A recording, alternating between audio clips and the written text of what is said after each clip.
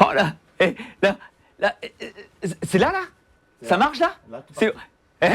Mais Tenix, 4 mois qu'on attendait ça, on se disait est-ce que 7 sur 7 va revenir un peu dans le paysage tennistique national, voire international. Ah bah, il n'y a pas de limite. Réseaux sociaux, on est partout, all over the world. Et on va vous donner encore une fois tout ce sel du tennis qui nous fait vibrer depuis des années. Alors là, bien évidemment, je ne vous montre pas tout de suite les invités. Non, bien évidemment, une petite surprise. En revanche, vous voyez que nous avons les moyens. On avait 2 noms classés. Nous en avons pris un 3e. Alors, il est un peu mieux, lui, il est 40. Il a son premier classement, il est 40, il est là, c'est lui qui va nous permettre d'avoir des beaux plans, tout ce qu'il faut, machin et tout ça, pour parler de Shanghai. Déjà, on va parler de Shanghai. Bah oui, finale de dingue. Après tout ce qui s'est passé cet été, Federer-Nadal, le Fédal habituel. Puis après, on va parler de joyeux anniversaire, joyeux... Caroline Garcia, 24 ans aujourd'hui, 9e mondiale, qui va participer au Masters à Singapour la semaine prochaine avec toutes les meilleures mondiales. Peut-être qu'il y aura Kiki aussi avec elle. On va en parler bien évidemment. Et puis après, bah quoi, on est à 5 semaines de la finale de la Coupe Davis. 5 petites semaines de cette finale entre la France et la Belgique. Oh, ça va être dantesque. On y va ? Générique.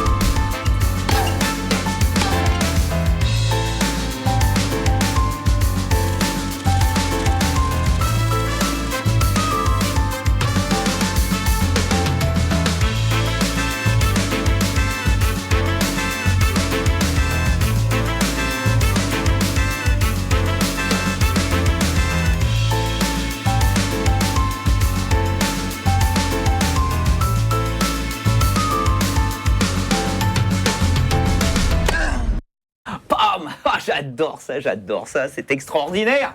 Enfin, ce générique, je ne sais pas pourquoi j'en ai rêvé. J'en ai rêvé pendant tout l'été. Je voulais vous retrouver. Et puis, bah voilà, on s'est dit comment on va faire. On trouvait personne pour nous permettre de continuer, vous voyez, financièrement. Bah oui, ça coûte de l'argent quand même, cette histoire. Hein. Bon, alors maintenant, on a le budget. Mais avant de vous parler un petit peu de comment tout ça va s'organiser à partir de maintenant, à partir d'aujourd'hui, je vais vous présenter nos invités de ce soir.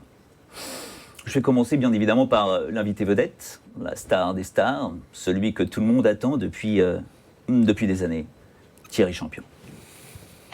Bonsoir. C'est pas mal comme intro ça. Ouais, c'est pas mal, ouais. Ça fait du bien avec des gens passionnés, habités. Bah oui, hein, on est là-dedans. Alors, tu sais qu'à chaque fois qu'on a un invité, on a un alias, on lui trouve un alias. Alors, toi, un petit truc sympa comme ça, on va t'appeler le Tricy. Oh non. Quoi ? Oh non. Ça, c'est nul. Oh non. Franchement, ça, c'est pas drôle. Mais non, mais parce que sinon, c'est Champ. Bon, c'est super connu. Thierry, reste là. Ne t'en va pas.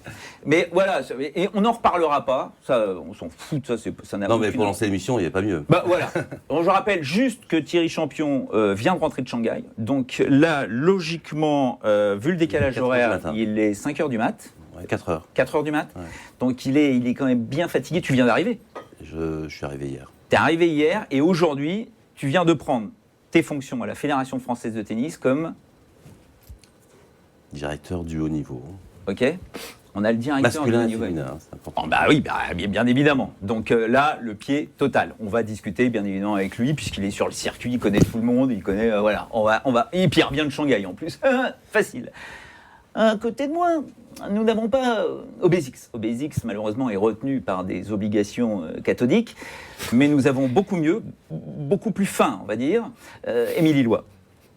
J'ai peur de mon alias. Bonsoir. Mais non, mais tu le connais ton alias, c'est Unlimited. Ah, parfait. C'est ça sans me va limite. très bien. Non, mais attends, tu rigoles ou quoi ? C'est vrai qu'Obésix, c'est aminci. Oui, non, mais C'est affiné. quand même à peu près 100 kilos au moins quand même dans l'histoire. T'exagères. Non. Obésix ne nous en veut pas, mais bon, Émilie, un plaisir. Consultant en sport. Tout à fait. Toujours, machin, compagnie, et puis le tennis à fond comme d'habitude. Tennis à fond. Ok, et à côté de toi, nous avons la Piche. Bonsoir. Julien Pichenet, il est là. Content moi aussi d'être là avec vous. Oh, ça va être super. Alors bien sûr, Julien, pour cette nouvelle saison sur 7 sur 7, va être plutôt sur... on va l'appeler Julien et les Pichenettes. Alors bon, attention, rien à voir avec Claude François et les Claudettes, mais il va intervenir comme ça, épisodiquement dans l'émission, pour nous rappeler un petit peu des histoires qui se sont passées. Alors ça peut être des histoires par rapport à ce qui s'est passé dans des tournois, ou peut-être des histoires par rapport à l'invité. Pourquoi pas, ouais. Hein ? Mais je parlerai pas de tricycle. Non, le tricycle, on n'en parlera pas de ça, c'est hors de question. C'est un enfer. C'est un enfer pour toi. Bah oui, bien sûr, c'est un enfer. Tout le monde, à chaque fois, on parle de ça et moi, il est hors de question. Non, mais ça, je vous rassure, ça se passe très bien. Je le vis très bien maintenant. Oh bah, ça fait un bout de temps maintenant. Hein. Heureusement. Alors, je vous rappelle que Mes bien enfants évidemment, dans Master C, donc ça va. Ils sont pas encore au courant. on a quelques petites modifications à partir de cette reprise de 7 sur 7. Ce ne sera plus le mardi, comme vous pouvez le constater, ce sera le lundi. Bon là, on est un petit peu tard parce qu'on avait quelques petits problèmes d'organisation avec un des non classés. Mais sachez que ce sera à partir de 21h tous les lundis, 7 sur 7. Rendez-vous bien évidemment avec des invités, des Skype, des machins. On va rentrer dans cette planète tennis pour vous faire vivre un maximum de choses en espérant bien évidemment que ça vous plaise. Parce que on a cherché bien évidemment quelqu'un qui pouvait nous épauler financièrement pour faire ça. Et c'est pas simple. On a cherché tout l'été. Et puis finalement, on s'est rendu compte qu'il y avait un acteur là-dedans qui était très intéressé et qui nous a donné carte blanche pour continuer 7 sur 7, ce qui n'est pas évident. Vous me connaissez, je peux être parfois un petit peu... je peux aller à fond dans les histoires.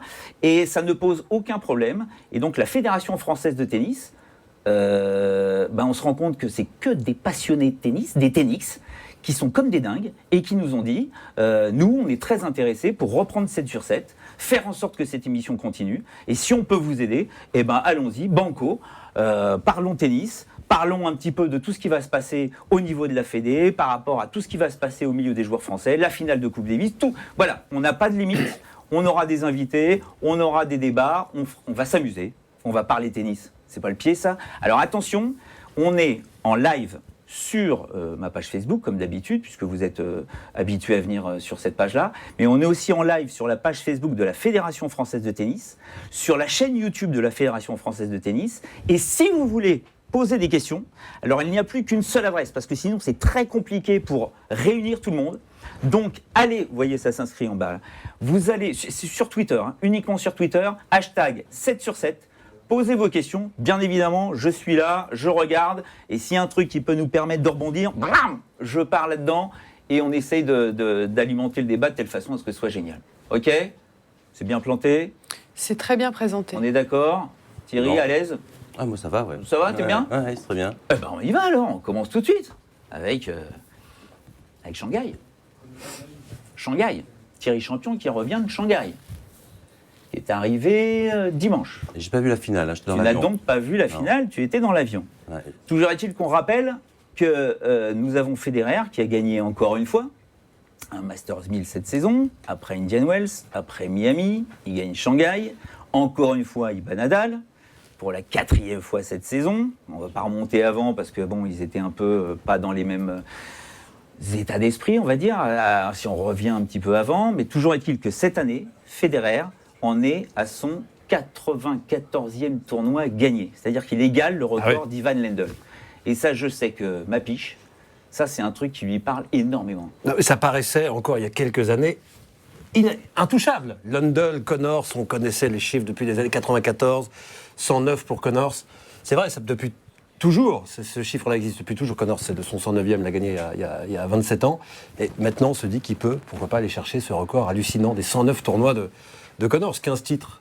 Qu'est-ce qui paraît impossible pour Federer ? Est-ce que c'est possible ? Au niveau du nombre de matchs joués, au niveau du nombre de victoires au total sur carrière, il peut aller chercher ces records qui paraissaient intouchables de Jimmy Connors. 15 titres, ça ferait 3 années à peu près comme là. Thierry, tu t'y attendais, toi, l'année dernière. Il a gagné combien de titres cette saison ? 6 là ? 6e. Donc voilà, je pense qu'il Il peut reste encore 15. jouer 2 saisons facilement, voire 3. Aujourd'hui, fixer des limites avec Federer, c'est compliqué parce que honnêtement, même lui, je suis pas sûr que l'année dernière, en fin de saison, lorsqu'il était blessé avant de reprendre Australie, qui pouvait prédire qu'il allait gagner l'Australian Open et faire une telle saison ? Personne, aujourd'hui, personne. Donc je suis même pas sûr que lui était convaincu qu'il allait le faire. Donc aujourd'hui, cette saison, forcément, on lui a fait du bien. Il a très bien géré ses temps de repos entre entre les grands chelems. Il a fait l'impasse sur la terre battue pour se préserver parce qu'il sait qu'aujourd'hui il a plus de chances de gagner sur tous les autres grands chelems et à Roland-Garros c'est plus compliqué. Donc voilà, c'est un joueur qui se connaît parfaitement, il sait exactement ce dont il a besoin. Aujourd'hui, effectivement, les records ça lui parle. Il a envie de, je pense que c'est ce qui le motive aussi. Sûrement plus les grands chelems, mais oui, c'est pas impossible. Juste un truc comme ça. Tu parles avec Roger Federer quand tu es à Shanghai? Vous vous croisez, vous parlez ensemble? Alors, à Shanghai, les têtes de série, les 8 premières têtes de série ont un vestiaire à part. Donc, on ne le voit pas beaucoup. On le voit sur les cours d'entraînement. Et puis, je l'ai vu avant le match contre Richard et après le match pour le féliciter, bien sûr. Mais quand on se croise, on ne discute pas, mais il y a toujours un petit mot très sympa de sa part. Parce qu'on rappelle, donc, Richard nous fait un beau quart de finale là-bas. Il joue contre Roger. Il nous fait un match de dingue. Enfin, j'avais presque envie de dire, là, c'est le Richard que j'ai envie de voir, quoi. Le pied à l'avant, en train d'essayer de tenter des choses, de créer du jeu, d'essayer d'aller encore plus vite que Federer si c'est possible. Avant le match, par exemple, tu joues Federer, tu étais avec Richard à ce moment-là. Qu'est-ce que vous essayez de mettre en place pour jouer Federer? Tout le monde se connaît par cœur, là. Oui, bien sûr, tout le monde se connaît par cœur. Je pense que ce qui était important pour Richard, déjà, c'était de rentrer avec un véritable état d'esprit sur le terrain en se disant qu'il pouvait gagner. Parce que, et en fait, je me sers de ces matchs précédents, ces 3 premiers matchs sur le tournoi où chaque fois il a été malmené, chaque fois il a bien réagi pour revenir au score et gagner. Et, on rappelle, Aze, Chung, le Coréen, est derrière Simon avec des matchs de plus de 2h30 à chaque fois. Donc voilà, il n'avait pas beaucoup joué ces derniers temps, pas bien joué non plus, donc il avait vraiment envie sur cette fin de saison d'essayer de se racheter un peu, surtout que son physique le laissait tranquille depuis maintenant, on va dire 1 mois et demi, donc il peut jouer tous les jours, ça c'est important pour lui. Et du coup, voilà, quand tu joues Federer, le discours il est simple, je dis quand tu joues Aze au premier tour et que tu as une envie de gagner extrêmement forte, parce que même lorsqu'il est mené 7-6, 4-2 et qu'il fait 35 degrés et 95% d'humidité, on voit bien que les deux joueurs sont fatigués, mais il a trouvé les ressources mentales et physiques pour aller chercher le match, la victoire. Ben voilà, c'est rentré dans le même état d'esprit face à Federer. Ce qu'il a fait? Ce qu'il a fait. Toi, tu étais satisfait de sa prestation?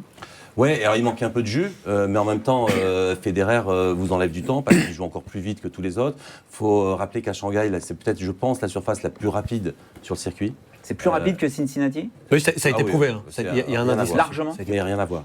De l'avis de tous les joueurs, dès le premier jour, dès qu'on arrive, et pourtant on arrive de Tokyo, certains arrivaient de Tokyo, où c'est assez rapide, dès qu'on arrive là-bas, c'est un tapis, quoi. Vous vous souvenez, lorsque vous étiez tout jeune, vous jouez sur les surfaces omnisports, les gymnases un peu, comme ça, voilà, et ben, c'est à peu près le même robot. Ah purée, oui, non, j'ai même fait du parquet, mais moi je suis vieux. Ah ouais. C'est pour ça ça allait vite. Parquet glissant. Ouais. Mais est-ce que tu penses que Federer, ce changement de raquette, ce tamis un peu plus grand, plus de contrôle, plus de puissance, avec un service qui est quand même redevenu quelque chose d'énorme, on l'a vu encore une fois sur la finale, enfin tout au long du tournoi, avec ce revers maintenant où il refuse de slicer, notamment face à Nadal, est-ce que tout ça va lui permettre de continuer à être un des joueurs qui potentiellement peuvent gagner n'importe quoi? Aujourd'hui, il est en plein dedans, enfin, il le prouve, mais je pense que, vous savez, ce qui fait une carrière, on peut toujours parler de technique, de tactique, de physique, Federer, tout ça, il réunit, ou de mental aussi, mais je pense que après, c'est les choix que les joueurs font tout au long de leur carrière. Et aujourd'hui, Roger Federer, il ne s'est jamais trompé. Chaque fois qu'il a dû prendre l'aide il y a toujours Séverin Luthi qui est là avec lui depuis toujours, mais chaque fois, il vient chercher l'aide d'un joueur plus expérimenté, un peu plus ancien. Aujourd'hui, c'est Edberg, voilà, c'était un des premiers. Il y avait Tony Roche avant. Aujourd'hui, c'est Lubicic. Mais voilà, et lorsqu'il a un choix à faire, il ne se trompe jamais. Aujourd'hui, il a estimé que par rapport à son jeu, pour lui donner une nouvelle dimension, il fallait qu'il modifie, change un peu son tamis. Alors ça n'arrive pas du jour au lendemain, je pense qu'il a fait plusieurs essayages de raquettes comme ça, et puis tout d'un coup, il a trouvé la raquette qui lui convenait parfaitement par rapport à son jeu, par rapport à l'évolution qu'il voulait donner à son jeu. Et voilà, ils ne se trompent pas. Vous me parlez d'un parallèle avec Richard Gasquet. Federer est peut-être le joueur le plus accompli aujourd'hui sur le circuit techniquement. C'est-à-dire qu'il est capable de tout faire. Donc pour lui, un changement, c'est très facile de l'assimiler. Mais quand on voit Richard aujourd'hui et la manière dont il a joué à Shanghai, mais depuis le début de saison, malheureusement, il a eu cette opération de la appendicite qui l'a perturbé pratiquement 3/4 de sa saison. Mais techniquement, Richard est aussi très fort. Donc aujourd'hui, on s'inspire beaucoup des progrès et des améliorations de Federer, pour que tous les joueurs ne peuvent pas le faire. Aujourd'hui, passer 30 ans, se dire aujourd'hui, viens, avance, prends la balle plus tôt, tout ça, c'est facile à dire, mais plus facile à mettre en exécution. Par contre, aujourd'hui, Richard a cette qualité, facilité technique dans son jeu qui peut lui permettre de faire ça. Lorsqu'ils vont filer, 9 fois sur 10, il gagne le point. Lorsqu'il prend la balle tôt, on le voit, en tout cas, on l'a vu sur ces matchs-là, sur des passages où il était extrêmement à l'aise. Donc voilà, il faut qu'il s'inspire de ça, parce que il a une envie encore qui est très intacte chez Richard. Il a envie de jouer, s'il peut jouer 5 ans, il jouera 5 ans encore. Ça, je vous l'annonce. Donc pour ça, il a besoin pour durer dans le temps, il a besoin de ménager son physique. Et en prenant la balle peut-être un peu plus tôt, en avançant un peu plus dans le terrain, on voit qu'il est capable de le faire. Forcément, il prendra plus de plaisir, il pourra jouer plus longtemps. Et on voit que lorsqu'il est dans une phase assez agressive sur le terrain, tout d'un coup, il s'est remis aussi. Il y a tout qui s'enchaîne, donc il est plus relâché, surtout sur le jeu en général. Mais tu vois, sur le parallèle que tu fais, on peut même faire le parallèle avec Rafael Nadal. Quand tu parles de s'économiser quand tu vieillis, c'est vrai que les filières ultra longues, tu es obligé à un moment donné d'écourter et de te préserver un petit peu. Rafael Nadal le fait à la perfection aujourd'hui. Et je regardais la finale notamment à l'US Open. Quand on voit la façon dont il joue, avant il était 2 mètres à l'intérieur du court, maintenant il est plus collé à sa ligne, il prend la balle plus tôt, il vient plus régulièrement au filet, le service pareil s'est amélioré. Donc il est dans des phases qui sont un tout petit peu plus courtes qu'il n'a pu... par rapport à ce qu'il faisait au début de sa carrière. Donc, comme le dit Thierry, à partir du moment, c'est là où, en fait, toute l'importance aussi d'avoir un super bagage technique. Vous avez un bon bagage technique, après, vous pouvez amener toutes les évolutions que vous souhaitez en vieillissant et vous pouvez adapter, entre guillemets, votre jeu en fonction de votre âge et de votre vécu. J'ai une question, justement, là, qui arrive, de Gilles Bauchière, qu'on va voir. Et justement, tu as parlé d'Ubicic. Qu'est-ce que lui apporte Ivan à un joueur comme Federer? Qu'est-ce que Ivan peut lui apporter? Ça va être technique, ça va être... Technique, non. Honnêtement, je pense pas. Je pense que c'est plus continuer à avoir des certitudes sur le jeu de Federer aujourd'hui. J'imagine que c'est pas simple quand on arrive dans l'entourage de Federer, parce que personne n'a fait mieux que lui aujourd'hui, donc c'est compliqué. Mais Lubicic, il y a 2 choses. Je pense qu'il y a l'entente déjà, c'est 2 joueurs qui s'entendent bien. Il est encore très récent dans sa manière de voir le jeu, très actuel. Et puis, il apporte quelque chose en plus. Je pense qu'il y a Séverin Luthi qui, lui, est là tout le temps auprès de Federer. Et sur les événements majeurs, maintenant, il y a Lubicic qui vient l'aider, qui est là aussi pendant les préparations. Et oui, il va lui apporter plus de stabilité, plus d'assurance dans sa manière de développer son jeu aujourd'hui. Mais pour revenir sur ce que disait Émilie, je crois qu'aujourd'hui, quand on voit que Nadal, bien sûr, a fait évoluer son jeu, mais aujourd'hui, sur le circuit, il ne faut pas se leurrer, on n'a plus le choix. Le tennis, aujourd'hui, on ne se rend pas compte, mais il évolue très vite. Depuis 3 ans, aujourd'hui, les joueurs jouent tous de plus en plus fort, jouent plus vite aussi. On voit les séquences de jeu, elles sont de plus en plus courtes. On voyait toute la nouvelle génération qui arrive, bien sûr, Zverev, Thiem, mais prenez les plus récents dont on a découvert, Khachanov, Rublev, tous ces joueurs-là temporisent pratiquement jamais, c'est-à-dire que c'est qu'en frappe de balle. Donc aujourd'hui, quand on voit Nadal aujourd'hui jouer, lui aussi, il essaie de les assommer, de prendre le jeu à son compte et de jouer plus vite, parce que de toute manière, si on temporise aujourd'hui sur le circuit, on est mort. Ce qu'on pouvait faire il y a 3-4 ans encore. Et on peut prendre, alors encore une fois, on fait un parallèle avec Richard. Richard, lorsqu'il était blessé il y a 3-4 ans et qu'il revenait sur le circuit, il revenait assez vite parce qu'avec son jeu, très sûr, il pouvait se protéger et aller remporter des matchs très facilement au début, ou en tout cas, il pouvait en enchaîner. Aujourd'hui, il l'a essayé après chaque fois qu'il est revenu sur le circuit, mais c'est très, très difficile parce que tout le monde lui rentre dedans. Juste une question qui va arriver. Comment a réagi Richard par rapport à la petite pique de Federer dans les médias à Shanghai en disant ouais, les médias français de toute façon ils vous portent au nu très rapidement, donc vous avez déjà tout, les sponsors, les machins, vous êtes moins motivés que les autres qui n'ont rien. Comment il a réagi Richard par rapport à ça? Mais très bien, honnêtement très bien, et en plus il l'a pas pris pour lui, il l'a pris plus pour les journalistes en fait. Lui Richard, il a un constat qui est très simple. Il dit aujourd'hui, c'est pas la faute des journalistes, c'est pas la faute ou du journaliste qui m'a interviewé quand j'avais 9 ans sur 10 magazines, et puis tous les articles qu'il y a eu par la suite. Si j'ai pas été numéro 1 mondial, c'est ma faute à moi. Le terrain, c'est moi qui tiens la raquette. Enfin, je veux dire, il est très terre à terre, beaucoup plus simple dans son raisonnement et dans son analyse, qui est très juste d'une manière générale. Si aujourd'hui il a quand même une grande carrière, on rentre pas dans les 10 meilleurs joueurs du monde comme ça par hasard. Après, forcément, quand on voit à 9 ans et quand on le voit, on l'a vu évoluer jusqu'à 14 ans où il dominait tout, c'est vrai qu'on aurait pu dire qu'on aurait pu penser très facilement qu'il allait être un joueur numéro 1 mondial et gagner des grands chelems. Ça n'a pas été le cas, mais... il est presque d'accord avec Federer, alors, pour le coup. sur ce système écrasant. Là. Mais il se formalise pas là-dessus. Lui, je pense qu'il n'est pas là pour juger. C'est étonnant quand même que Federer sorte ça, non? Je sais pas. Émilie, ouais, toi, je trouve t'a ça pas surpris? étonnant, mais après, ce qui est pas évident, c'est que, franchement, après, on peut critiquer, entre guillemets, les journalistes, mais à 9 ans, c'est vrai que c'est un génie. Il fait la une de Tennis Mag à l'époque. Est-ce que c'est cette une qui l'a empêché d'être numéro 1? Franchement, je ne pense pas. Quand on dit... Après, ça dépend. Il y a des gens qui se contentent de certaines choses. Là, Federer, avec la carrière qu'il fait, au niveau argent, je veux dire, on ne sait même plus le nombre de chiffres qu'il y a sur son compte en banque. Donc on pourrait très bien partir du principe et de se dire, c'est bon, quand il avait gagné 10 grands chelems, il peut se contenter de 10. Donc après, c'est propre à chacun et propre en fonction, en fait, tout simplement de tes motivations et de ce que tu as envie d'accomplir dans ta carrière. Mais c'est vrai que dans l'ensemble, on est assez, je peux même me mettre effectivement dans le lot, assez critique, par exemple, sur la carrière, par exemple, des Français. Mais c'est des carrières, quand on se pose quand même sur leur feuille, c'est des carrières qui sont hors normes. Alors certes, oui, on peut le dire, on le dit tout le temps, il n'y a pas de titre du Grand Chelem. Mais on regarde cette année, et depuis quand même de nombreuses années, ce sont toujours les mêmes qui gagnent. Alors je ne dis pas que c'est une raison, qu'il faut se contenter de ne pas gagner et d'être dans le top 10, attention. Il faut critiquer ceux qui n'ont pas gagné. Mais voilà, s'il faut critiquer les joueurs ou les joueuses qui n'ont pas gagné le Grand Chelem, dans ces cas-là, tout le monde est critiquable. C'est toujours la même chose. Donc c'est toujours, voilà, il faut trouver quand même...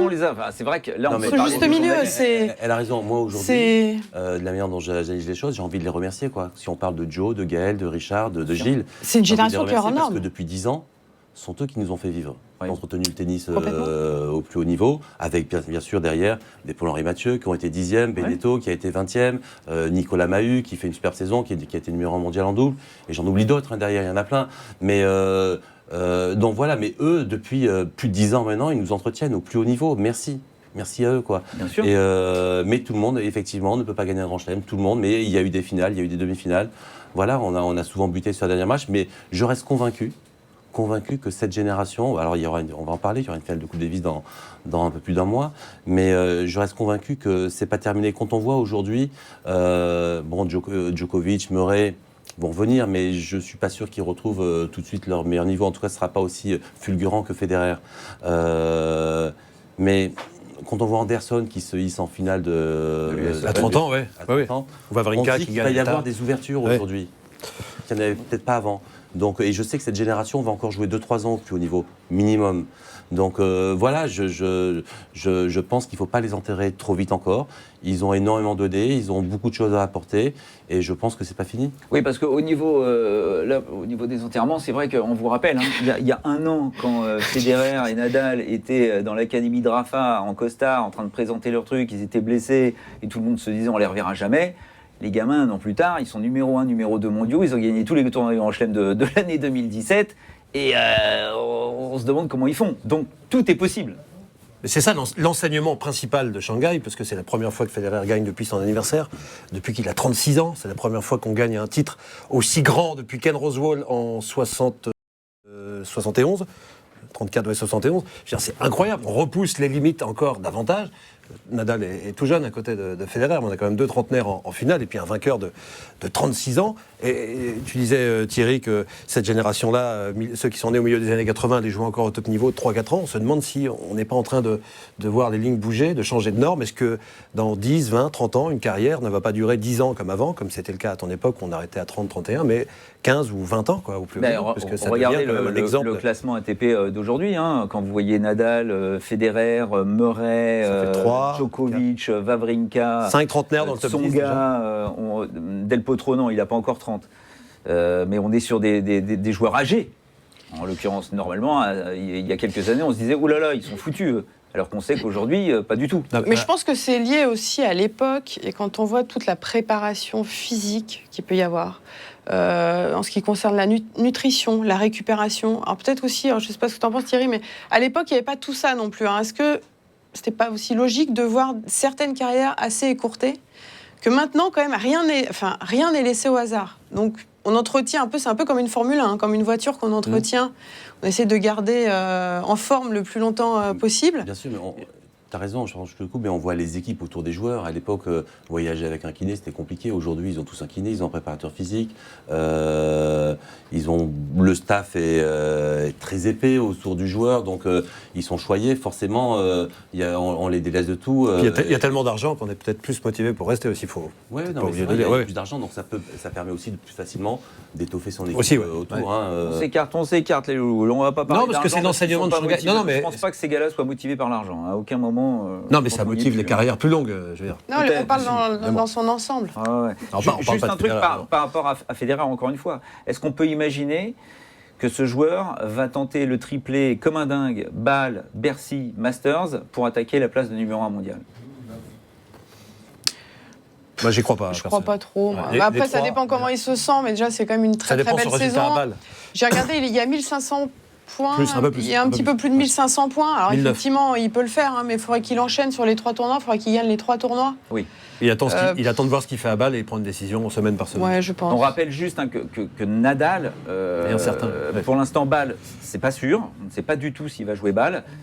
Apparemment touché à son genou droit. Ça, donc on va voir un petit peu ce que ça engendre. Mais si jamais il s'est blessé tout seul en se frappant avec sa raquette sur son genou, je peux vous dire que le Tony, il va lui passer un savon, mais il va s'en souvenir, le Rafa. Parce que ça, c'est le genre d'attitude que Tony ne supporte pas. Et en plus, c'est quand même très rare. C'est la première fois de sa vie qu'il fait ça. Il y a Mireille Duzny. C'est un coup de raquette. Mais il se frappe lui-même, il se flagelle lui-même. Mais avec une espèce de fureur sur une volée basse qui était quand même pas si simple que ça. Il pouvait faire la différence contre Silic en demi-finale. Il ne réussit pas. Logiquement, Rafa, comme tous ces grands joueurs, oublie ça en 2 secondes 15. Et là, tout d'un coup, pam, pam, pam, 3 coups de raquette d'une violence inouïe sur son genou. Et là, on se dit, mais qu'est-ce qui se passe? Moi, j'ai rarement vu Rafa comme ça. Très étonnant. Et depuis, après sur la finale, on a bien vu... Il pouvait plus plier le genou, apparemment. Ah, il l'a dit, hein, je ne veux surtout pas qu'on parle de ça, je ne chercherai pas d'excuses, mais le gars, il n'est pas bien au niveau de... Mais pour la place de numéro 1, je pense qu'il travaille là, Federer, encore sur la durée. Il a envie de jouer encore... alors, je dis pas que s'il enchaîne Bâle, Bercy, le Masters, il va arrêter sa carrière. Je pense qu'il fait très attention quand même à tous ces enchaînements. Ça peut être un enchaînement de 3 semaines avec pas mal de voyages. Oui, et puis on rappelle toujours que c'est Rafa. Hein. Rafa, lui, il n'a pas fait la pause terre battue. Donc lui, il joue comme un malade depuis le début de l'année, puisque finale à l'Open d'Australie. Il ne s'est pas arrêté sur la terre battue. Il gagne l'US Open. Il continue sur la tournée asiatique. Et comme pratiquement à chaque fois, Rafa, il commence un petit peu à peiner sur la fin de saison. Et Lindor, c'est pas sa surface. Donc ça devient très compliqué pour lui. Juste pour en finir avec Shanghai, on va reparler des joueurs français, vous inquiétez pas, hein, sur la finale de la Coupe Davis, on va faire un petit tour d'horizon des joueurs français. Pour moi, il y a eu 2 événements sur ce tournoi de Shanghai. Il y a eu Del Potro, qui arrive en demi-finale. Vous l'avez vu, ce match, t'étais dans l'avion ou tu l'as vu, le match? J'étais en train de partir. T'étais en train de partir. Il joue contre Federer, match accroché, il tombe. Et malheureusement, il tombe sur l'arrière en s'appuyant sur son revers. Et là, il te fait une grimace. C'est contre Troïki qui tombe, en quart de finale. Contre Troïki, pardon. Et il se fait une douleur mais monumentale. Et il n'a jamais aussi bien joué qu'après ça. Ouais. Et étonnamment, c'était rassurant de le voir parce qu'il recommençait à relâcher un petit peu son revers comme avant. Et lui disait, ça y est, je me sens bien, je peux jouer à nouveau un petit peu comme avant ses opérations. Et là, boum. Et on ne sait pas on sait pas du tout. T'as des nouvelles, toi, ou pas? Non, je n'ai pas de nouvelles. Aucune nouvelle. Et il est engagé Non, il est engagé. Il est engagé, mais pour l'instant, on ne sait pas s'il va jouer. Il a un Stockholm, il était de série, donc il ne jouera que jeudi. Oui. Ça lui laisse un peu de temps. Donc il a un peu de temps, mais bon, j'espère pour lui, parce qu'il a tellement morflé, le pauvre Juan Martin, pourvu que ça ne recommence pas avec En plus, il s'est fait opérer des 2 poignets, donc il ne peut même pas essayer de tomber sur... Une horreur absolue. Il n'y a pas de bon poignet. Revient sur le top. Il revient dans le top 20. Hein. Ça faisait un bout de temps qu'il n'avait pas réussi. Il est là. Enfin bon...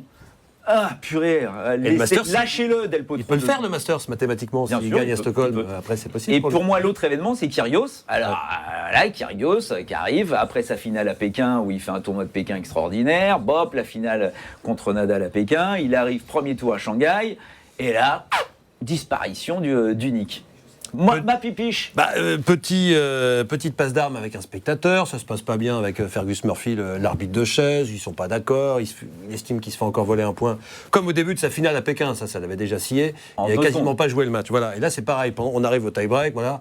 Il tient au courant son clan, si je perds ce tie-break contre Steve Johnson, j'arrête le match. Il perd le tie-break alors qu'il mène facilement jusqu'à 4-2. Il perd le tie-break, il va serrer la main de Steve Johnson, t'as peut-être vu dans les vestiaires, des images. Mais il tient sa parole. Il tient sa parole et il s'en va. Moi, tout le monde lui est tombé dessus. C'est tellement facile de critiquer Kyrgios. C'est tellement facile. Alors que c'est. Non, mais il a tort. Mais il a tort parce qu'il est trop bien payé pour se comporter comme ça. Mais d'un autre côté, moi j'adore les gens qui ne savent pas mentir. L'année dernière, il n'a pas envie de jouer, il n'a pas envie d'aller bosser, il fait n'importe quoi contre Zverev, il le montre. Au moins, c'est honnête. On n'est pas dans la triche, dans les trucs. Moi, je le vois comme ça. Non, mais moi, je le vois un petit Je peu. le vois comme Alors, ça. bien évidemment, Non, on va pas le conseiller aux jeunes générations, mais on a besoin de joueurs comme ça. On a besoin de joueurs. Alors, effectivement, là, ça nous fait parler pendant 5 minutes. Ah ouais, mais dans le comportement, moi j'ai du mal à accepter ça. Hein. J'ai Oui, vraiment alors- du mal à Non, accepter mais ça, hein. je dis pas que c'est bien. Julien, c'est pareil. Mais ça donne quand même un peu de piment. Qu'il soit à quoi. Pékin au changement de côté, en train de chantonner, parce que t'as l'impression que tellement il s'emmerde sur un court de tennis, et puis tout d'un coup il revient, il joue au tennis, il gagne 2 points, hop, il écrase tout le monde en marchant s'il veut. Bon, pourquoi pas? Mais ça, Il n'est pas forcément ça reste un défendable. joueur. Mais Là, dans l'attitude, je trouve que c'est un manque de respect, autant pour le public. On a envie de le voir que pour son grandir. On adversaire. a envie de le voir garder son génie, de le voir un petit peu grandir. Mais c'est déjà effectivement. arrivé ça ou pas? Après, alors voilà, c'est ça que je voulais dire. On lui est tombé dessus, à chaque fois on lui tombe dessus. On a l'impression que c'est la première fois de l'histoire du tennis que ça arrive. 400, 500 fois, ça arrivait qu'un mec quitte le cours en plein milieu d'un match. Je vous ai préparé un tout petit top 5, ça dure 1 minute, Allez. avec les plus belles sorties de cours. En 5, je mettrais Jeff Tarango, on s'en souvient, c'est fréquent en Jeff 95. Tarango. Wimbledon, troisième, à Wimbledon en plus, la tradition. Que des tarés, hein. Troisième tour, il joue Alex Mons, c'est le match le plus important de sa vie, il peut aller en 8e. Il s'engueule avec Bruno Rebeu, pareil, les spectateurs, shut up, machin, l'arbitre lui met un avertissement et il se casse. Il s'en va en balançant ses balles et en disant à Bruno Rebeu que c'est l'arbitre le plus corrompu de la planète tennis. La femme de Jeff Tarango ira foutre une claque à Bruno Rebeu après, Je me souviens, ça avait été dans les incroyable, coulisses. Incroyable. José Higueras à Rome, en José 78, Rosé. Ça, c'est le mec qui s'en va parce qu'il n'a pas le choix. Il s'est pris des canettes de bière, des crachats par le public romain, et il est parti, il a quitté le cours, suivi par l'arbitre de chaise. Bon, là, c'est le Ouais, non, genre, mais là, t'as là, pas le choix. là, C'est le non, genre, t'as rien pas à le choix. dire. Mais bon, elle est marrante aussi. Thomas Muster à Prague en 90. T'étais sur le circuit à cette époque-là, Thierry. Il est obligé par l'ATP d'aller jouer à Prague. C'est en plein milieu des vacances. Il en a rien à faire du tournoi de Prague, ça l'ennuie. Mais s'il y va pas, il est sanctionné. Donc il y va. Il joue un jeu contre Pistolesi au premier tour. Il dit ça y est, vous m'avez vu, vous m'avez eu. Et il s'en va. Il range son sac, ses affaires. C'est pas vrai. À 1-0 pour Pistolesi. Et il s'est pris une amende plus forte que l'amende qui se serait prise s'il n'y était pas allé à Prague. Donc ça, c'est fabuleux. T'en souviens de ça, toi? Extraordinaire. Pistolesi, Et ça avait fait une affaire monumentale. Mais il n'y avait pas les réseaux sociaux à l'époque. Donc les Ouais, gens on n'abordaient parlait pas pas. d'avis. Franco Devin, grand entraîneur aujourd'hui. Ah bah Franco Devin, il le connaît, Thierry Champion. Il l'a joué 4 fois, il a perdu 4 fois. Voilà. Et ben, bah là, comme- ce sont que des Ah, années tu t'en souviens pas de 90. ça? bah ouais, mais c'est. Cette fois, j'ai perdu 4 Tu as fois. joué 4 fois Franco Devin, 4 fois tu... Comment il a arrêté sa carrière? Il s'est rendu compte en plein milieu d'un match, il chute au classement, il est dans les qualifs d'un challenger en Italie à Barletta. Il a été dans le top 20, il se retrouve là, il se rend compte en plein milieu d'un match qu'il a plus du tout envie de jouer au tennis. Il range ses affaires et il s'en va. Il dit bah, je me suis rendu compte que j'avais plus du tout envie de jouer. Il arrête sa carrière comme ça, avant de devenir entraîneur. Il a été top 20, quart de finale à Roland et voilà. Que Benoît Paire, il l'a pas Extraordinaire. fait. Même Benoît Paire ou Nick Kyrgios l'ont pas fait encore ça. Et puis le top du top, c'était dans les années 20 à Wimbledon. Je vais chercher loin, mais le mec s'appelait Michou. Déjà on l'adore rien que pour ça. C'était un Roumain pianiste qui s'était blessé à la guerre et qui servait à la cuillère. Et il joue contre un gars qui fait que des bandes. Sur le central de Wimbledon encore. Une bande, 2 bandes. Alors, je peux pas jouer contre un cocu pareil qui a une chance pareille. Il s'en va, il quitte le cours, il laisse ses affaires, il laisse en plan son adversaire, il s'en va et il quitte Londres dans la foulée. Et pour s'excuser, il enverra à son adversaire une cartouche de cigarettes. Je trouve cette histoire, on est dans les années 20, d'accord, mais je trouve cette histoire extraordinaire. Bon, c'était un gars qui partait pour un oui ou pour un non, qui a quitté 100 fois le cours en milieu de match parce que il y avait du bruit, parce que le terrain n'était pas assez arrosé, machin. Donc voilà. Ouais, Ce mais que Kyrgios fait là, effectivement, il y a, voilà. il y a des histoires. Alors, sachez que Des centaines. Nick, bien évidemment, a été énormément mis à l'amende hein, pour son comportement. Ouais, mais pas suspendu. Donc au total, il en a pour 30 000 $ à peu près. Donc autant vous dire que ça lui parle pas, 30 000 $. L'année dernière, il avait fait la même chose, il avait pris une amende aussi. Il y avait sa maman, je me souviens, dans l'hôtel, et qui lui parlait, mon petit fiston, c'est pas grave, si t'as pas envie, allez, on passe à autre chose. Donc bon, c'est Nick, quoi. Si je peux me permettre, Benoît, pour rebondir sur ce que tu disais tout à l'heure, je pense qu'il est un petit peu connu à Shanghai maintenant avec ce qu'il a fait l'année dernière contre Zverev. Son match qui se jouait sur un annexe, tous les matchs sur les annexes étaient se jouaient quasiment sans public. Il n'y avait personne, les tribunes étaient vides. Kyrgios-Johnson, c'était plein, tout le monde voulait voir ce match. Peut-être il y avait des spectateurs qui, l'année dernière, étaient là pour le voir balancer son match contre Zverev. Donc il fait ça le comble. Il fait ça le comble. Il faut bien, Il fait ça le comble. il faut bien imaginer Shanghai. Hein. Shanghai, c'est le complexe de Shanghai, c'est gigantesque. Vous avez le cours central qui est quasiment tout de suite. Après, vous avez tous les cours annexes qui suivent Henri Morbel, mais sur des centaines de mètres. Et puis tout au fond, vous avez le cours numéro 1, bis, là, qui est tout au fond, mais personne n'y va tellement c'est loin, ça emmerde tout le monde.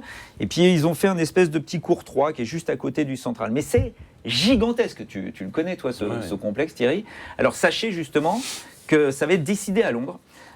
Shanghai a demandé à devenir un super Masters 1000.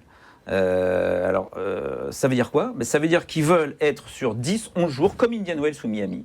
Ils veulent avoir un tableau de 96 joueurs. Ils vont mettre plus de 10 millions de dollars de prize money.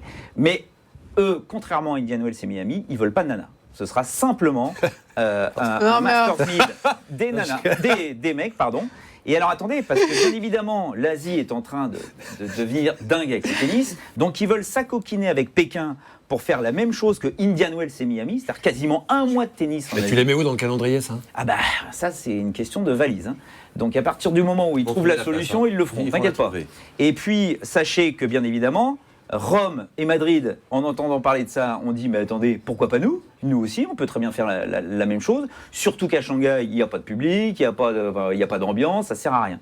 Et donc les Chinois disent oui mais nous on existe depuis très peu de temps.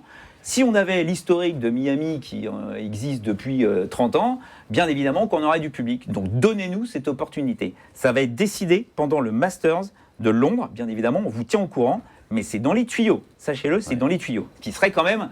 Ce serait pour dans 2-3 ans, minimum.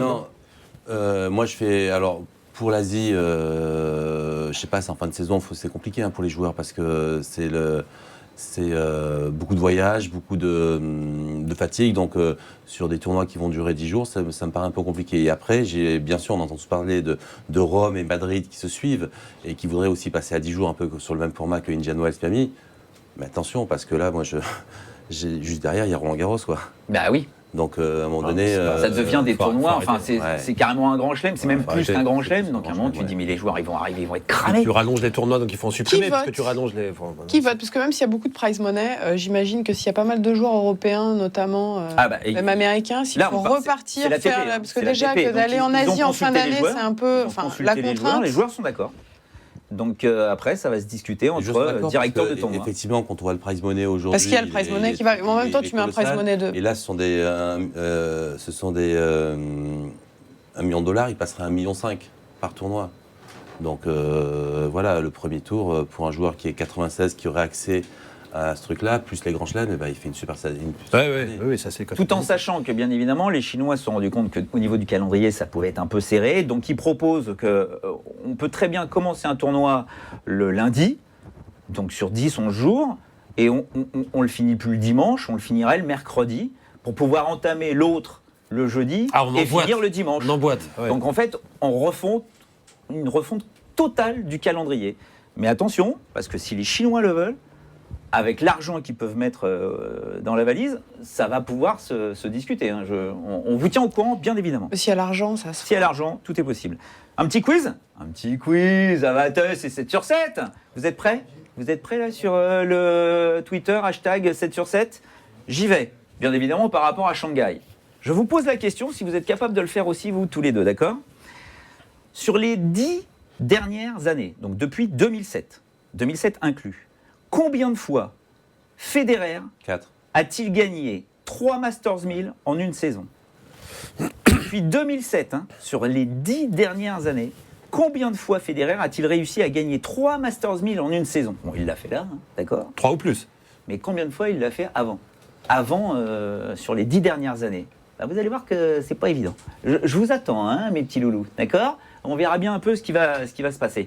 Et puis... Qu'est-ce qu'il a gagné? Ça, pour l'instant, je vous dis pas. On verra. On verra bien ce qui va se passer. Donc, allez-y, je vous surveille du coin de l'œil. Et pendant ce temps-là, on va s'intéresser à Thierry Champion.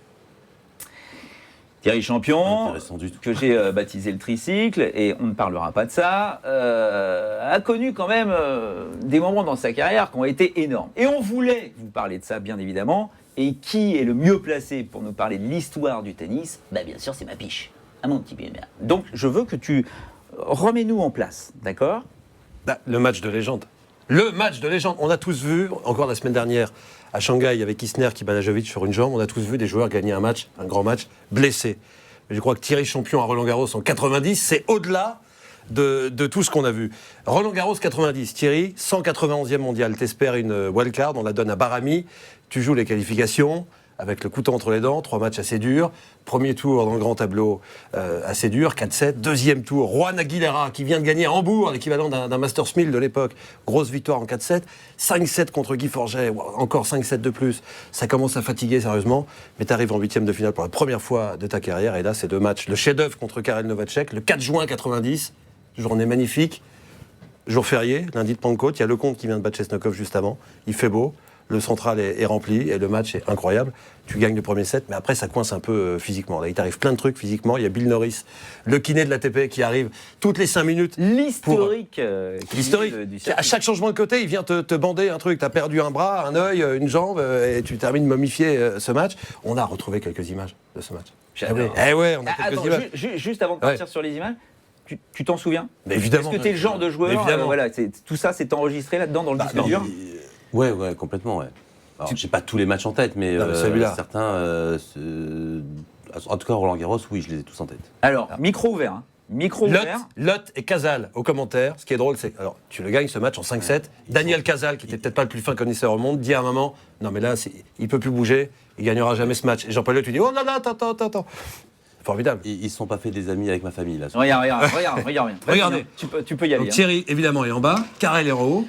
Il est à peu près. On est en fin d'après-midi. Et là, Thierry. Alors, il y a. J'ai noté élongation, contracture du fessier, douleur à l'abdomen, ampoule à la malléole. Sur le même match. Hein. Bon, c'était. C'est une pièce de théâtre, tu faisais du cinoche. Regarde, voilà. Extraordinaire. Là, je vois aussi la tête de Novacek en même temps. Donc, j'en rajoute un petit peu. Pas trop, mais un peu. Il y a une poignée de main. Attends. J'ai mon nom classé, j'ai mon Olivier là. Arrête, fiche-moi l'image. Tu peux le faire ou pas? Génial. Raconte. Non, mais là, je viens de gagner. Je crois que je gagne le 4e set, là, c'est celui-là. Ouais, exact. En se vend 2 balles de match. En se vend 2 balles de match. Je sais que j'ai plus beaucoup d'essence dans le moteur, donc je vois que Novacek est en train de perdre le match qui ne devait pas lui échapper parce qu'il aurait dû gagner. Et après, il y a tout. Pour les plus jeunes, gros spécialistes de l'époque de terre, il faut préciser. Ouais, il y a toute magie qui s'installe parce que le public s'en mêle, sont à fond derrière moi parce qu'on ne me connaissait pas trop. Donc voilà, je vois la tête de Novacek, je vois Bill Norris qui arrive. Dès que je le vois arriver, le grimace, elle était comme ça. J'en fais un peu plus, quoi, en passant devant Novacek. Et je pense qu'il n'a jamais accepté, il s'en est jamais remis parce que. Voilà, je pense qu'il était au départ favori sur ce match-là. Il savait que j'étais un peu fatigué. Et puis voilà, mais avec le public, c'est votre troisième jambe, quoi. On a envie de courir encore plus, d'aller encore plus loin. Et puis j'avais pas envie de mourir ce jour-là sur le terrain, quoi. Il me restait encore un peu de jus, donc je suis allé au bout. Bien précisé ce que Thierry a évoqué, mais rappelez, tu avais été un peu top 100 en 88, mais là tu es 191e. Et c'est ton retour, c'est ce qui te permettra de revenir dans le top 100 et de te faire vraiment connaître du très très grand public français, parce qu'on est sur Antenne 2, France 2 aujourd'hui. On approche de 20h. Et alors, il y a une légende, il y a une rumeur qui dit que tu aurais fait exprès de laisser un petit peu traîner le match pour conclure au JT. 19h55 la balle de match. Non. Est-ce que c'est vrai? Si c'est vrai, c'est cultissime. Est-ce que c'est vrai ou pas? 19h. Parce que finir à 19h55, c'est le rêve. À l'époque où le JT faisait 12 millions, 13 millions, c'est le rêve de tous les joueurs français. Ouais, alors là, c'était pas calculé pour le coup. J'ai tout calculé certaines choses, mais là, pour le coup, c'était pas du tout calculé. Parce que mais là, faut être complètement narcissique pour calculer un truc pareil. Non, j'aurais trouvé. T'es à 55, t'es en train de penser au présentateur de. Non, mais non, là, pour le moment, j'y pense forcément pas. Mais c'est vrai que parce qu'on était près du journal, le lendemain, j'avais moi qui recevais une lettre par an, porte 13 à Roland Garros. Là, j'en avais 5000, quoi. Donc forcément, les choses ont changé. Ouais. Ça, c'est énorme. On va continuer. Attendez, ne lancez pas tout de suite. Est-ce que tu te souviens? Là, on va te montrer les 2 derniers points de ce match. Tu te souviens de ces 2 derniers points ou pas? Non, c'est pas la balle de match de Novacek dans le 4e? Non. Ah non, c'est les 2 derniers points. C'est les 2 derniers points. Tu te souviens de ces 2 derniers points ou pas? Non. Non. Regardez bien comment joue Thierry Champion. J'ai l'impression que c'est Rafael Nadal. Pas en gaucher, mais Rafael Nadal. Regardez. C'est la suite. Parce que dans le 5e, ça va mieux que dans le 4e. Donc là, bon, voilà, on arrive. Ça, c'était mon coup droit rapide.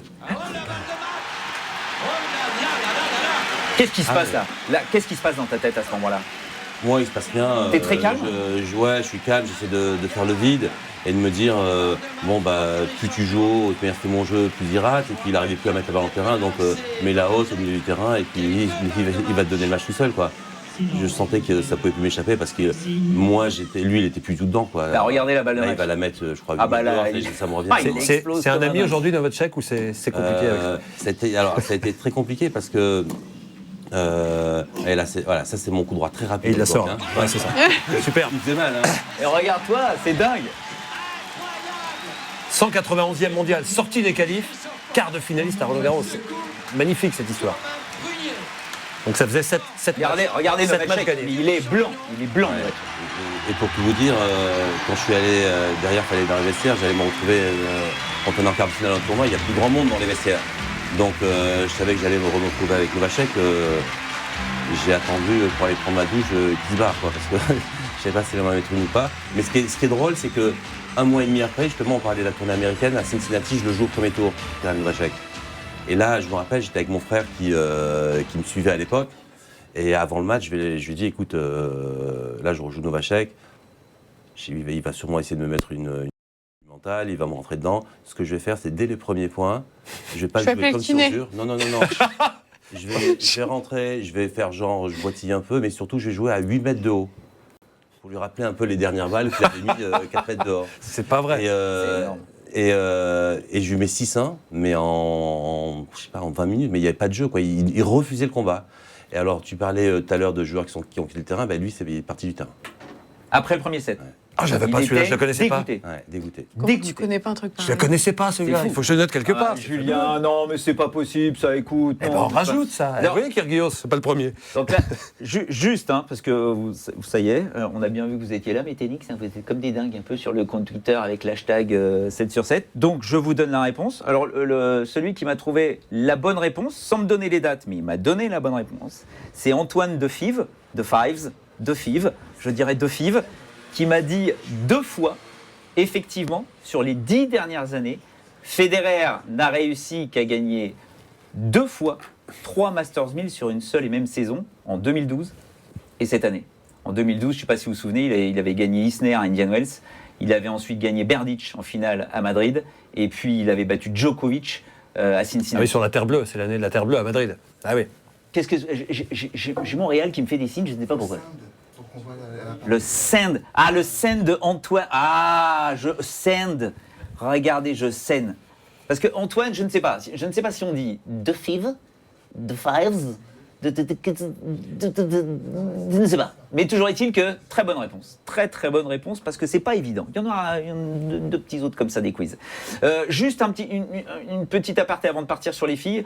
Vous voyez qu'on tient l'horaire. On avait dit 1h, il est 22h47. On en est toujours au premier thème. Hein. Donc tout va bien, il n'y a pas de souci. On va finir vers minuit.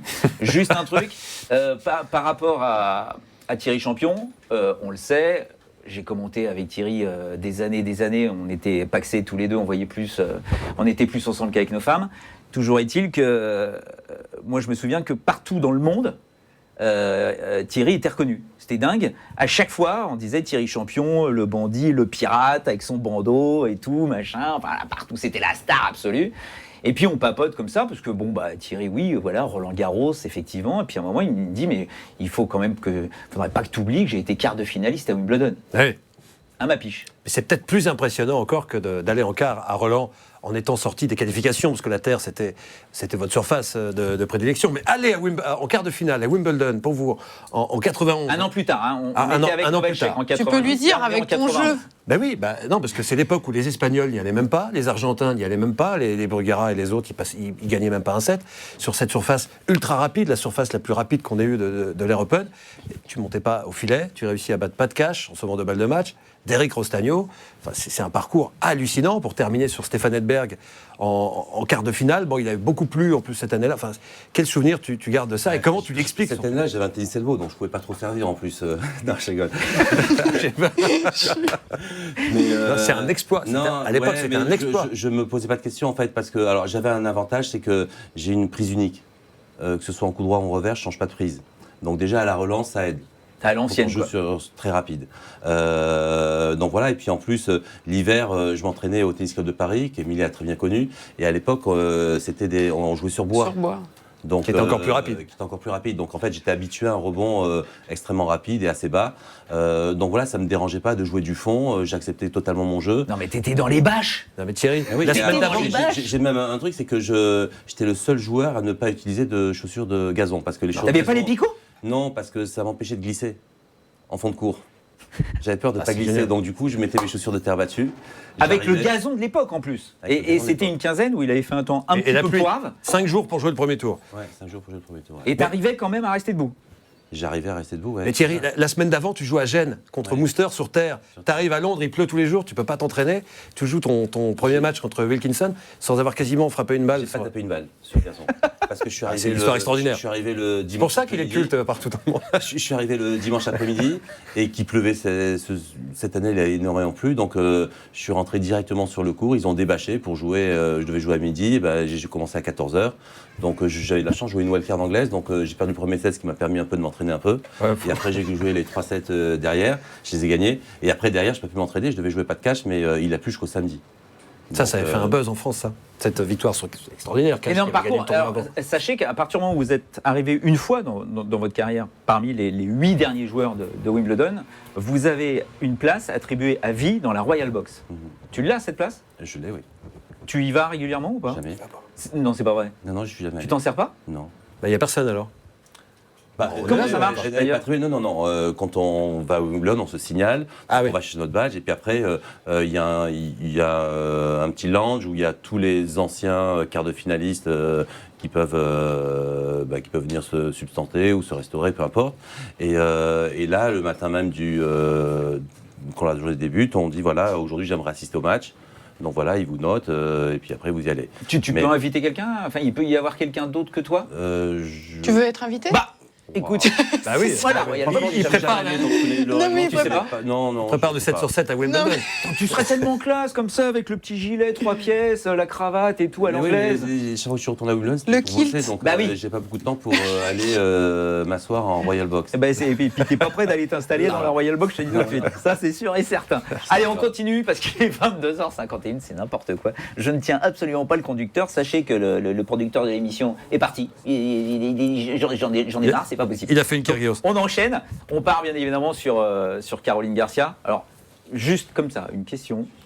Vous êtes bluffé ou pas par ce qu'elle fait, ou vous trouvez que c'est... on l'attendait, c'est un petit peu normal.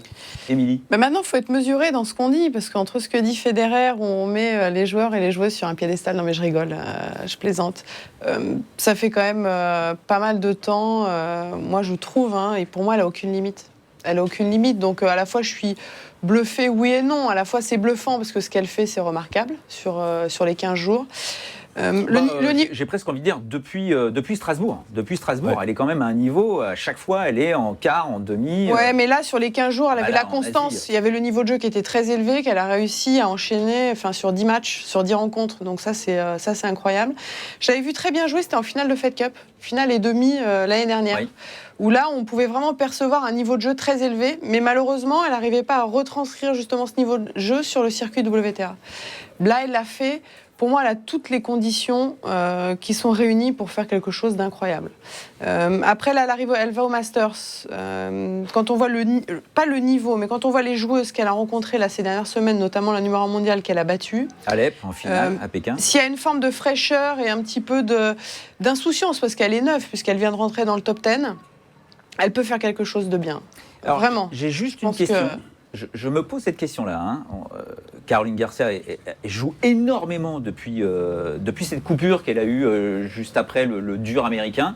Elle a fait, elle était blessée au dos. Il y a eu toute une histoire avec la Fed Cup, mais elle était blessée au dos. Elle s'est arrêtée. 4 semaines d'entraînement physique pour renforcer ce dos justement et pour préparer ce qui allait arriver par la suite. Donc il y a quand même cette coupure. Encore une fois, tu te rends compte que ceux qui se sont arrêtés un moment dans la saison gardent un petit peu de fraîcheur pour finir. Une année qui est toujours très très longue pour quels que soient les organismes, que ce soit chez les gars ou chez les filles. Et tu te rends compte que là, avec cette fatigue accumulée entre Wuhan et Pékin, qui sont l'équivalent de 2 Masters 1000, moi j'avais l'impression que cette fatigue l'aidait, parce qu'elle était moins dans la frappe de balle en permanence comme ça en rythme, et qu'elle essayait de varier, de créer quelque chose, parce qu'elle savait que physiquement, il fallait qu'elle calme un petit peu la durée de ses matchs. Je pense que là, elle a trouvé enfin sa manière de jouer au tennis. Avant, elle jouait bien évidemment au tennis. Quand je la commentais, j'arrivais pas à voir où elle voulait en venir. Tactiquement, je me disais qu'est-ce qu'elle fait. C'était hyper dur à commenter parce que franchement, ça partait un petit peu dans tous les sens. Là, j'ai l'impression qu'elle sait comment jouer au tennis, comme si elle s'était structurée. Et ça donne ce que ça donne là aujourd'hui. Enfin, en tout cas, c'est vraiment le sentiment que j'ai. Quand elle est 2 mètres à l'intérieur du court au retour, on se dit mais qu'est-ce qu'elle fait autant à l'intérieur du court, elle a très peu de temps pour préparer. Enfin, il y a énormément de déchets au retour, donc il fallait qu'elle serve incroyablement bien parce que les jeux de retour, quasiment, elle y arrivait pas. Là, comme si elle avait réussi justement à tout trouver, c'est-à-dire la bonne distance, sa façon de jouer. Elle construit. Avant, elle envoyait des coups de raquette. Elle essayait d'être très, très agressive dès les premiers coups de raquette. Là, elle l'est toujours, mais avec plus de sécurité. Enfin, je trouve que la mayonnaise a vraiment bien pris. C'est hyper intéressant. Et puis, elle a surtout, et c'est aussi une athlète hors norme, je trouve, sur le circuit. Quand on enchaîne 2 tournois comme ça, il faut les tenir physiquement. Surtout à la cadence à laquelle jouent les filles aujourd'hui sur le circuit, ça va extrêmement vite. Donc, des matchs très accrochés, en général. Elle les a tenus, elle enchaîne et elle va au bout 2 fois. Donc, en battant la numéro mondiale sur le dernier tournoi. Donc, tout ça font qu'aujourd'hui, forcément, elle a progressé, elle a pris confiance en elle, mais c'est pas arrivé tout seul, tout ça. Voilà, c'est comme le disait, il y avait une manière de jouer, il y a eu beaucoup de travail. Je pense que ce qui est important quand on voit une joueuse comme ça qui s'affirme au plus haut niveau. Moi, je me souviens, il y a 3-4 ans, j'étais étonné de la phrase de Murray, Andy Murray, qui s'intéresse à Caroline Garcia. C'était en 2011, ça, à Roland-Garros. Quand il dit cette fille sera un jour, je ne sais plus exactement. Il dit, numéro 1. La fille qui est en train de bousculer Sharapova sur le central sera un jour numéro 1 mondial. Il y a la question, il y a Fan Sport Télévision qui envoie un truc en rappelant cette histoire avec Andy Murray. Non, mais déjà, sur un piédestal. Si elle n'est pas numéro 1. Mais pour qu'un joueur, je passe du temps dans les vestiaires, des vestiaires garçons, pour qu'il s'arrête comme ça sur une image ou sur un match, même si lui, je pense qu'il devait jouer derrière, mais c'est que quelque part, il a vu chez elle quelque chose de très fort. Et quand c'est Andy Murray qui le dit... mais est-ce que c'est pas gênant? Parce qu'elle l'a su tout de suite, ça forcément, on en a tellement parlé. Pourquoi on en a autant parlé? Non, mais dès que quelqu'un dit un mot aujourd'hui, on s'arrête toujours. Non, mais c'est vrai, on va s'arrêter. Mais en tout cas, lui, il a dit, il a pensé, quoi. Quand ça vient de Murray, c'est pas rien. Alors peut-être que ça met un plus de temps après à se dessiner, mais aujourd'hui, elle rentre dans les 10 meilleurs joueurs du monde, elle va jouer le Masters. Pour moi, c'est pas terminé, quoi. C'est le début de quelque chose de très bien qui s'annonce pour elle. Et pour ça, moi, je la suis. J'ai pas attendu d'être directeur du haut niveau pour m'intéresser à Caroline Garcia. Je suis le tennis féminin, je l'ai commenté sur Beansport. Je trouve qu'aujourd'hui, il y a une chose qu'on doit apprendre en France, c'est valoriser un peu plus le travail des entraîneurs papas. Parce qu'aujourd'hui, elle réussit quand même avec son staff. Il y a 2-3 ans, ils étaient pas mal décriés, mais aujourd'hui, ils se sont têtés, et puis ça marche, et puis ça paye aujourd'hui. Et quand on regarde nos meilleures joueuses françaises aujourd'hui, elles sont tous entraînées, que ce soit Christina avec sa maman, Marion, il n'y a pas si longtemps, quand elle gagne le Grand Chelem, avec Walter, son papa, Océane Dodin, c'est un petit peu la même chose. Donc nous, on a beaucoup à apprendre des pères ou des parents qui s'investissent autant auprès de leurs enfants pour... parce qu'il y a une chose qu'on ne pourra jamais aller chercher, nous, en tant qu'entraîneurs. C'est le lien. C'est ce lien, sans pas aller chercher. La détermination, forcément, n'est pas la même. Ils peuvent se permettre sûrement de dire des choses à leur enfant qu'un entraîneur peut-être pourrait pas, parce qu'il y a une barrière, quelque part. Mais en tout cas, je trouve que poursuivre ça d'un peu de loin, ils le font, en tout cas, pour Louis-Paul Garcia, avec beaucoup d'intelligence. Il m'est arrivé de discuter un peu avec lui sur le circuit. Honnêtement, je ne le connaissais pas très bien, mais c'est extrêmement sensé tout ce qu'il dit. Donc voilà, aujourd'hui, ça leur réussit, mais je pense que c'est pas terminé. Et puis aujourd'hui, on parle beaucoup de Caroline, mais il ne faut pas oublier Christina. Christina, en début de saison, c'était l'inverse. C'était l'inverse. Elle a aussi très bien joué. Aujourd'hui, elle est première remplaçante pour aller au Masters. Donc on se rend compte que dans le tennis féminin aujourd'hui, effectivement, il y a quelques jeunes filles qui tardent d'arriver. Mais on en a 3 qui sont extrêmement jeunes, 2 qui sont pratiquement dans les 10 meilleures joueuses du monde, qui sont extrêmement jeunes. 24 ans. Et qui, aujourd'hui, on se dit, mais sur les 2 années qui viennent, on a une possibilité de gagner un Grand Chelem avec ces filles-là. Ah oui, bien sûr. Oui. Je pense qu'elles peuvent se tirer la bourre dans le top 10. Ouais, non, alors mais voilà, donc concurrence qui peut être, ça peut être très intéressant. Mais on a le classement, je pense.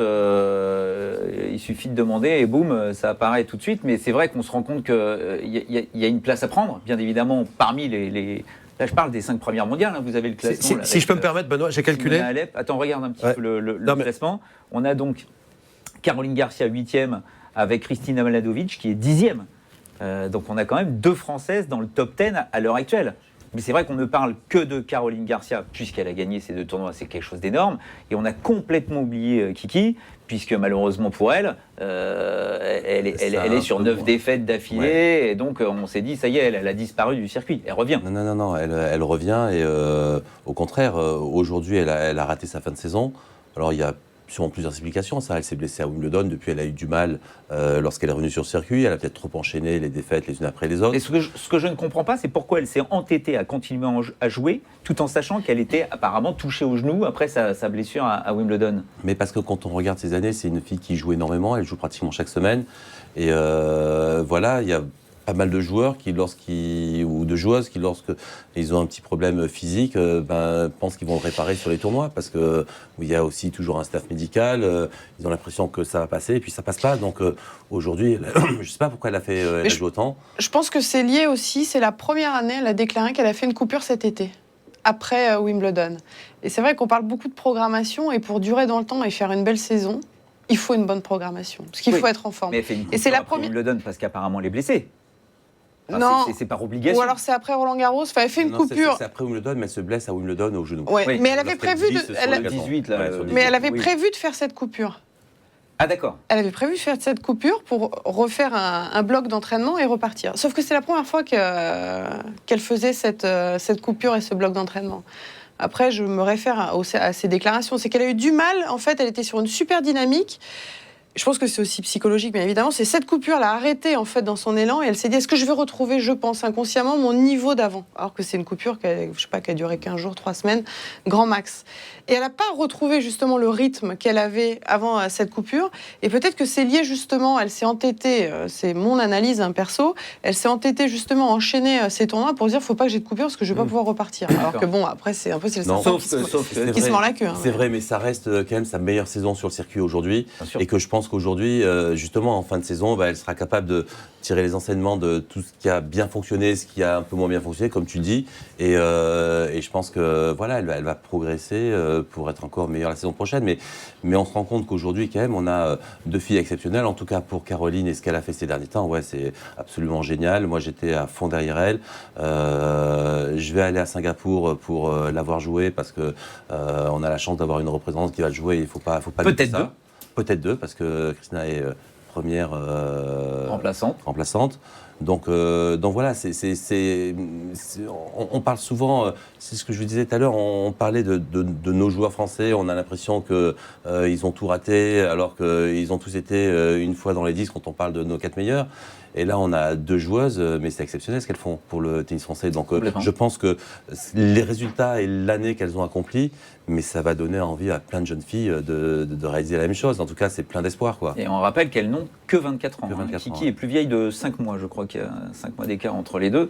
Donc, elles ont tout l'avenir devant elles. En rappelant que Kiki Mladenovic, sur la finale de Madrid, qui est aussi considérée comme un Masters 1000, l'équivalent d'un Masters 1000, si elle battait Simona Halep en finale à Madrid, devenait numéro 1 à la race.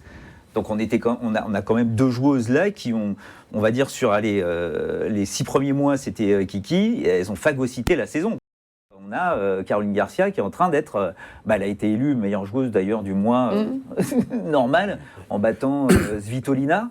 Dans un match de dingue, et Kvitova sur dur, il faut aller la chercher, la Kvitova, et Halep en finale. C'est quand même énorme ce qu'elles ont réussi à faire. C'est énorme, mais non, mais je pense que vraiment, elles peuvent se tirer la bourre dans le top 10. Après, c'est vrai que ce sont 2... Voilà, pour le moment, en fait, on parle là aujourd'hui de Caroline Garcia un petit peu plus, parce que c'est la fin de saison de Caroline Garcia, et malheureusement, c'est une fin de saison un peu tronquée pour Mladenovic. Tu vois, juste une petite question, parce que j'avoue, mea culpa, quand tu as parlé du père de Caroline Garcia, moi, j'avoue qu'à un moment, je me disais, ça va être une limite.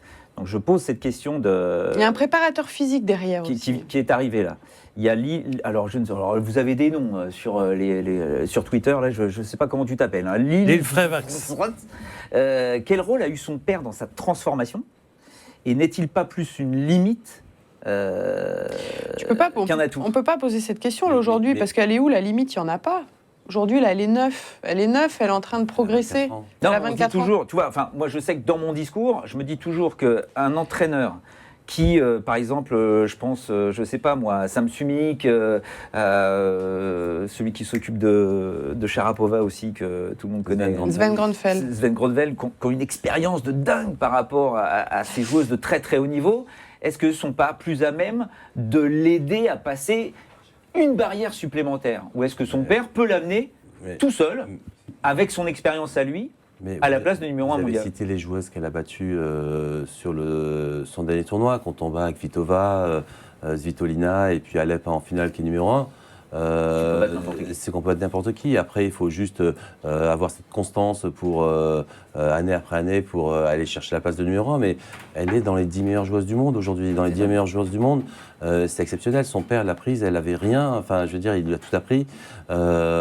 Moi, j'ai énormément de respect pour ça. J'ai entendu sur ces dernières années, lorsque son père était critiqué sur les limites que vous avez mis tout à l'heure, mais je l'ai entendu plein de fois, mais je l'entends. Tu me vois ou parce que tu as l'impression que je suis plusieurs? Ouais, je sais pas. mais je l'entends partout, mais pas simplement avec Garcia, avec des parents qui s'occupent de jeunes enfants. Aujourd'hui, nous, je pense qu'on doit apprendre à travailler avec eux. Parce que, et je vais vous dire très honnêtement, il y a 35 ans, quand j'ai commencé le tennis, ou quand je jouais dans ma ligue, quand il y avait un parent difficile, il était tout de suite identifié. Aujourd'hui, on a l'impression que tous les parents sont difficiles. Ils ne sont pas difficiles. Ils veulent tous que leurs enfants jouent bien au tennis ou réussissent dans le sport.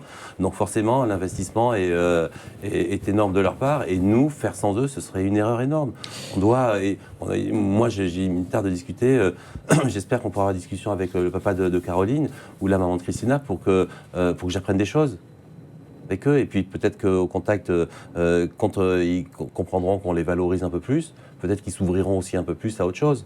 Mais pour le moment, ça n'a pas été le cas. Mais moi, respect, parce que c'est énorme ce qu'il fait. Mais il se documente forcément. Il se documente, j'imagine qu'il pose des questions. Il doit être proche de certains entraîneurs, de certaines personnes. C'est obligatoire pour continuer à progresser. Sur le circuit féminin, ils viennent comme ça, des changements de côté ou à la fin de set pour donner quelques indications. Et c'est vrai qu'on avait cette chance-là sur Bein, où il laissait vraiment parler le coach pour qu'on entende ce qu'il disait. Et c'est vrai que par rapport au père de Caroline Garcia, à un moment, j'ai commencé à changer d'état d'esprit parce que je trouvais que les analyses qu'il faisait comme ça, c'est rapide, hein, il faut donner le bon mot à la joueuse en 2 secondes, par rapport à certains qui se sont fait envoyer bouler par une joueuse russe, notamment. Je ne sais pas, tout le monde l'a vu, cette image. Mais je trouvais que c'était fin comme analyse technique et tactique. En 2 secondes, enfin, en l'espace d'un changement de côté, il était capable de lui donner des clés, ce qui est quand même dingue. Ouais, et puis je pense, moi je reviens toujours, je suis très entraîneur physique, préparateur physique, et un très très bon préparateur physique aussi peut amener quelques modifications aussi techniques.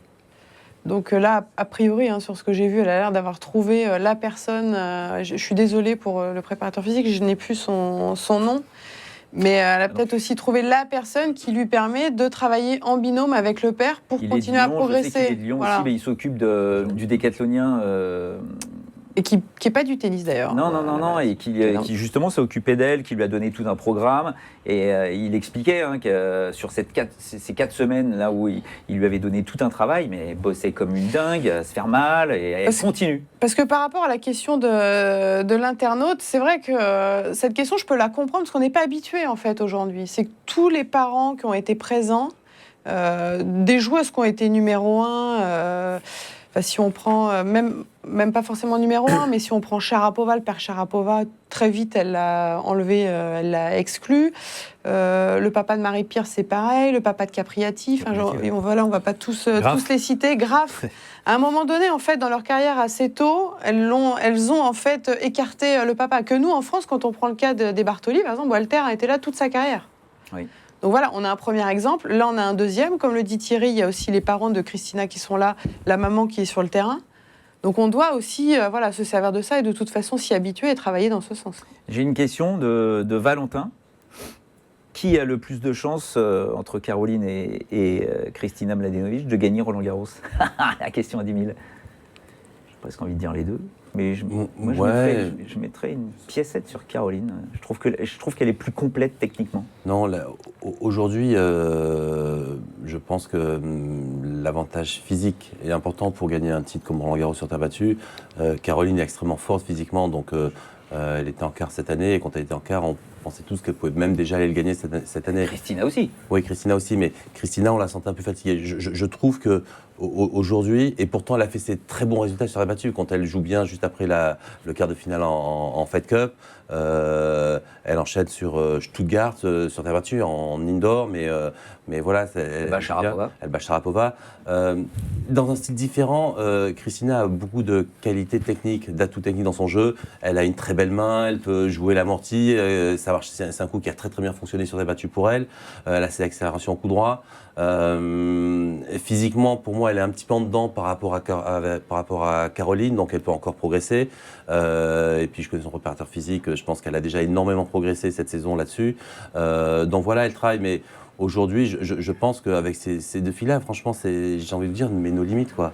Nos limites, parce que les deux peuvent prétendre à gagner Roland-Garros, mais elles peuvent très bien jouer sur gazon, sur dur aussi. Donc, sont deux joueuses, finalement, on se rend compte, qui sont extrêmement complètes et qui sont très polyvalentes sur toutes les surfaces. Elles peuvent gagner partout. On rappelle que l'essence du champion à ce niveau-là, c'est la confiance. Pour l'instant, la confiance, c'est Caroline Garcia qui, là, elle est dans une dynamique qui est complètement dingue. Pas Kristina Mladenovic, qui va jouer son match d'entrée, deuxième tour à Moscou, contre Sasnovic, contre qui elle a déjà perdu. Je vous rappelle qu'elle est sur 9 défaites d'affilée, Kristina Mladenovic. Elle a fait une petite pause, là, une dizaine de jours. On croise les doigts pour qu'elle passe ce match, déjà pour se rassurer, rien de se redire que voilà, elle est là, elle peut gagner encore. Pour regagner à nouveau. Ouais. Regagner des matchs, ça c'est le plus et important. La victoire appelle la victoire. Pourquoi Richie est parti dans des challengers? Pour jouer au tennis, pour regagner des matchs. Tout le monde l'a fait. Agassi l'a fait à son époque. Tout le monde a fait ça pour jouer des matchs, gagner des matchs, et tout d'un coup, comme par hasard, ça repart. Qu'est-ce qu'il y a, Émilie? Non, c'est vrai que je n'arrive pas à analyser. Il n'y a peut-être pas de raison, mais remarquez. Mais sur 9 défaites d'affilée, parce que rien ne laissait présager qu'il puisse y avoir une fin de saison aussi délicate. Puis la victoire appelle la victoire. Et puis là, on arrive en fin de saison. Il va y avoir une petite coupure, quelques jours de vacances. Puis après, vous entamez la période foncière. Ouais. C'est quand même plus sympa d'attaquer la période foncière quand on reste sur une bonne note. On rappelle, c'est l'avant-dernière semaine. Après, c'est Singapour. Ça peut revenir très vite. Imaginez qu'elle soit lucky loser à Singapour. Elle va arriver. Après, elle va se taper un top 10 comme ça en passant. Et boum, c'est reparti. Attention, vous êtes prêts? Avant de passer sur le troisième et dernier thème, il est 23h11. On est complètement dans les temps. Ah. Ouais. On avait dit 1h. Il est 23h11, on attaque le dernier thème. Mais avant, attention, Twitter, hashtag 7/7, petit quiz, vous êtes prêts? On va voir si vous êtes capable de répondre à ça. Normalement, vous êtes capable d'y répondre, donc vous donnez pas la réponse, mais logiquement, vous êtes capable de le faire. Quelle était la dernière joueuse avant Caroline Garcia à avoir remporté l'équivalent de 2 Masters 1000 d'affilée, le circuit féminin d'affilée? Je peux vous dire que il faut le faire, ce genre de performance. Quelle était la dernière joueuse avant Caroline Garcia à avoir réussi cette performance? Tu t'en souviens Bah oui, c'était... non. Je l'ai donné? Non, tu donnes rien du tout. J'attends. J'ai raison ou pas? Oui, bien sûr que tu as raison.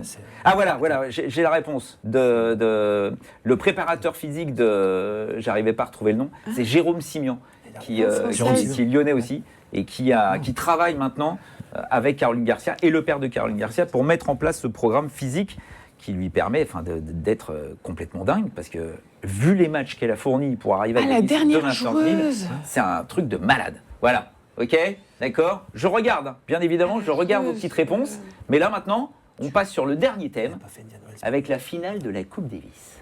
La finale de la Coupe Davis. Alors là, c'est dans 5 semaines. Mais qui va jouer? C'est un petit peu la question qu'on se pose. Juste avant de partir là-dessus, j'ai des informations à vous donner et je veux que ce soit très très précis, puisqu'à partir de demain, je vais donner la date, puisque vu que on est sur les réseaux sociaux, c'est en replay en permanence, donc le 17 octobre, c'est-à-dire mardi, demain, le 17 octobre, à 11h du matin, à partir de 11h du matin, on va pouvoir acheter ces places pour la finale de la Coupe Davis. Ça va commencer le 17 pour les licenciés. D'accord? Pour les licenciés, licence 2017-2018, c'est la même chose. D'accord? Priorité aux licenciés à partir de mardi, 17 octobre, à partir de 11h. Vous pouvez aller acheter vos places sur le site www, on va vous le montrer, voilà, .stade.pierre-mauroy.com. D'accord? Là, pour les licenciés, d'accord, vous allez sur ce site-là et vous allez pouvoir acheter vos places. Attention, c'est limité, d'accord. C'est 4 places par licencié par jour. Et il y a un petit truc qui est pas mal, si jamais vous êtes rapide, c'est qu'il y a aussi les packs de tribunes de supporters. Moi, j'ai appelé la Fédé, parce que je me dis, mais qu'est-ce que c'est que ce truc je ne comprends pas ce que c'est que vos packs de supporters.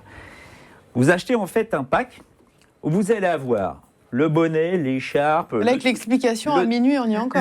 Non, mais rapide. Le truc de Vaca, mais non, mais c'est génial. Ouais, je le chemin pour aller à Lille, le stade non. Vous avez toute la panoplie pour être supporter. Vous allez devenir un supporter de l'équipe de France de Coupe Davis. Et vous avez intérêt à l'être, je vous le dis tout de suite. Vous êtes placé en face de la chaise d'arbitre, premier niveau. Et vous pouvez acheter ce pack de supporters, d'accord, sur les 3 jours. Il y a quoi dans ce pack? Je viens de te le dire. Bah non, mais tu passes dessus. Tu parles en même temps, j'ai pas entendu. Non, mais non, vous rigolez ou quoi? C'est de ma faute. Un bonnet, une écharpe, le kit de maquillage, et en même temps, il y a des animateurs tout autour de cette tribune pour mettre le feu. Voilà. En plus des autres ambiances de supporters qu'il va y avoir autour de ce cours. Voilà. Vous êtes tout au bord du cours. Et vous pouvez acheter ce pack. C'est sur 3 jours, donc c'est 4 places aussi potentielles par licencié. Vous aurez 4 places le vendredi, 4 places le samedi, 4 places le dimanche. D'accord? Pas mal ça. C'est 4 maximum? 4 maximum par licencié. Ok? Et à partir de jeudi, je donne la date, le 19, je fais attention, là on ouvre ça au grand public. La même chose, même site, www.stade.pierre-mauroy.com. Allez-y, pareil, même limite de place, attention, n'oubliez pas. Et il y avait un numéro de téléphone qu'on va vous remontrer. C'est combien? 4 places? 4 places, pareil.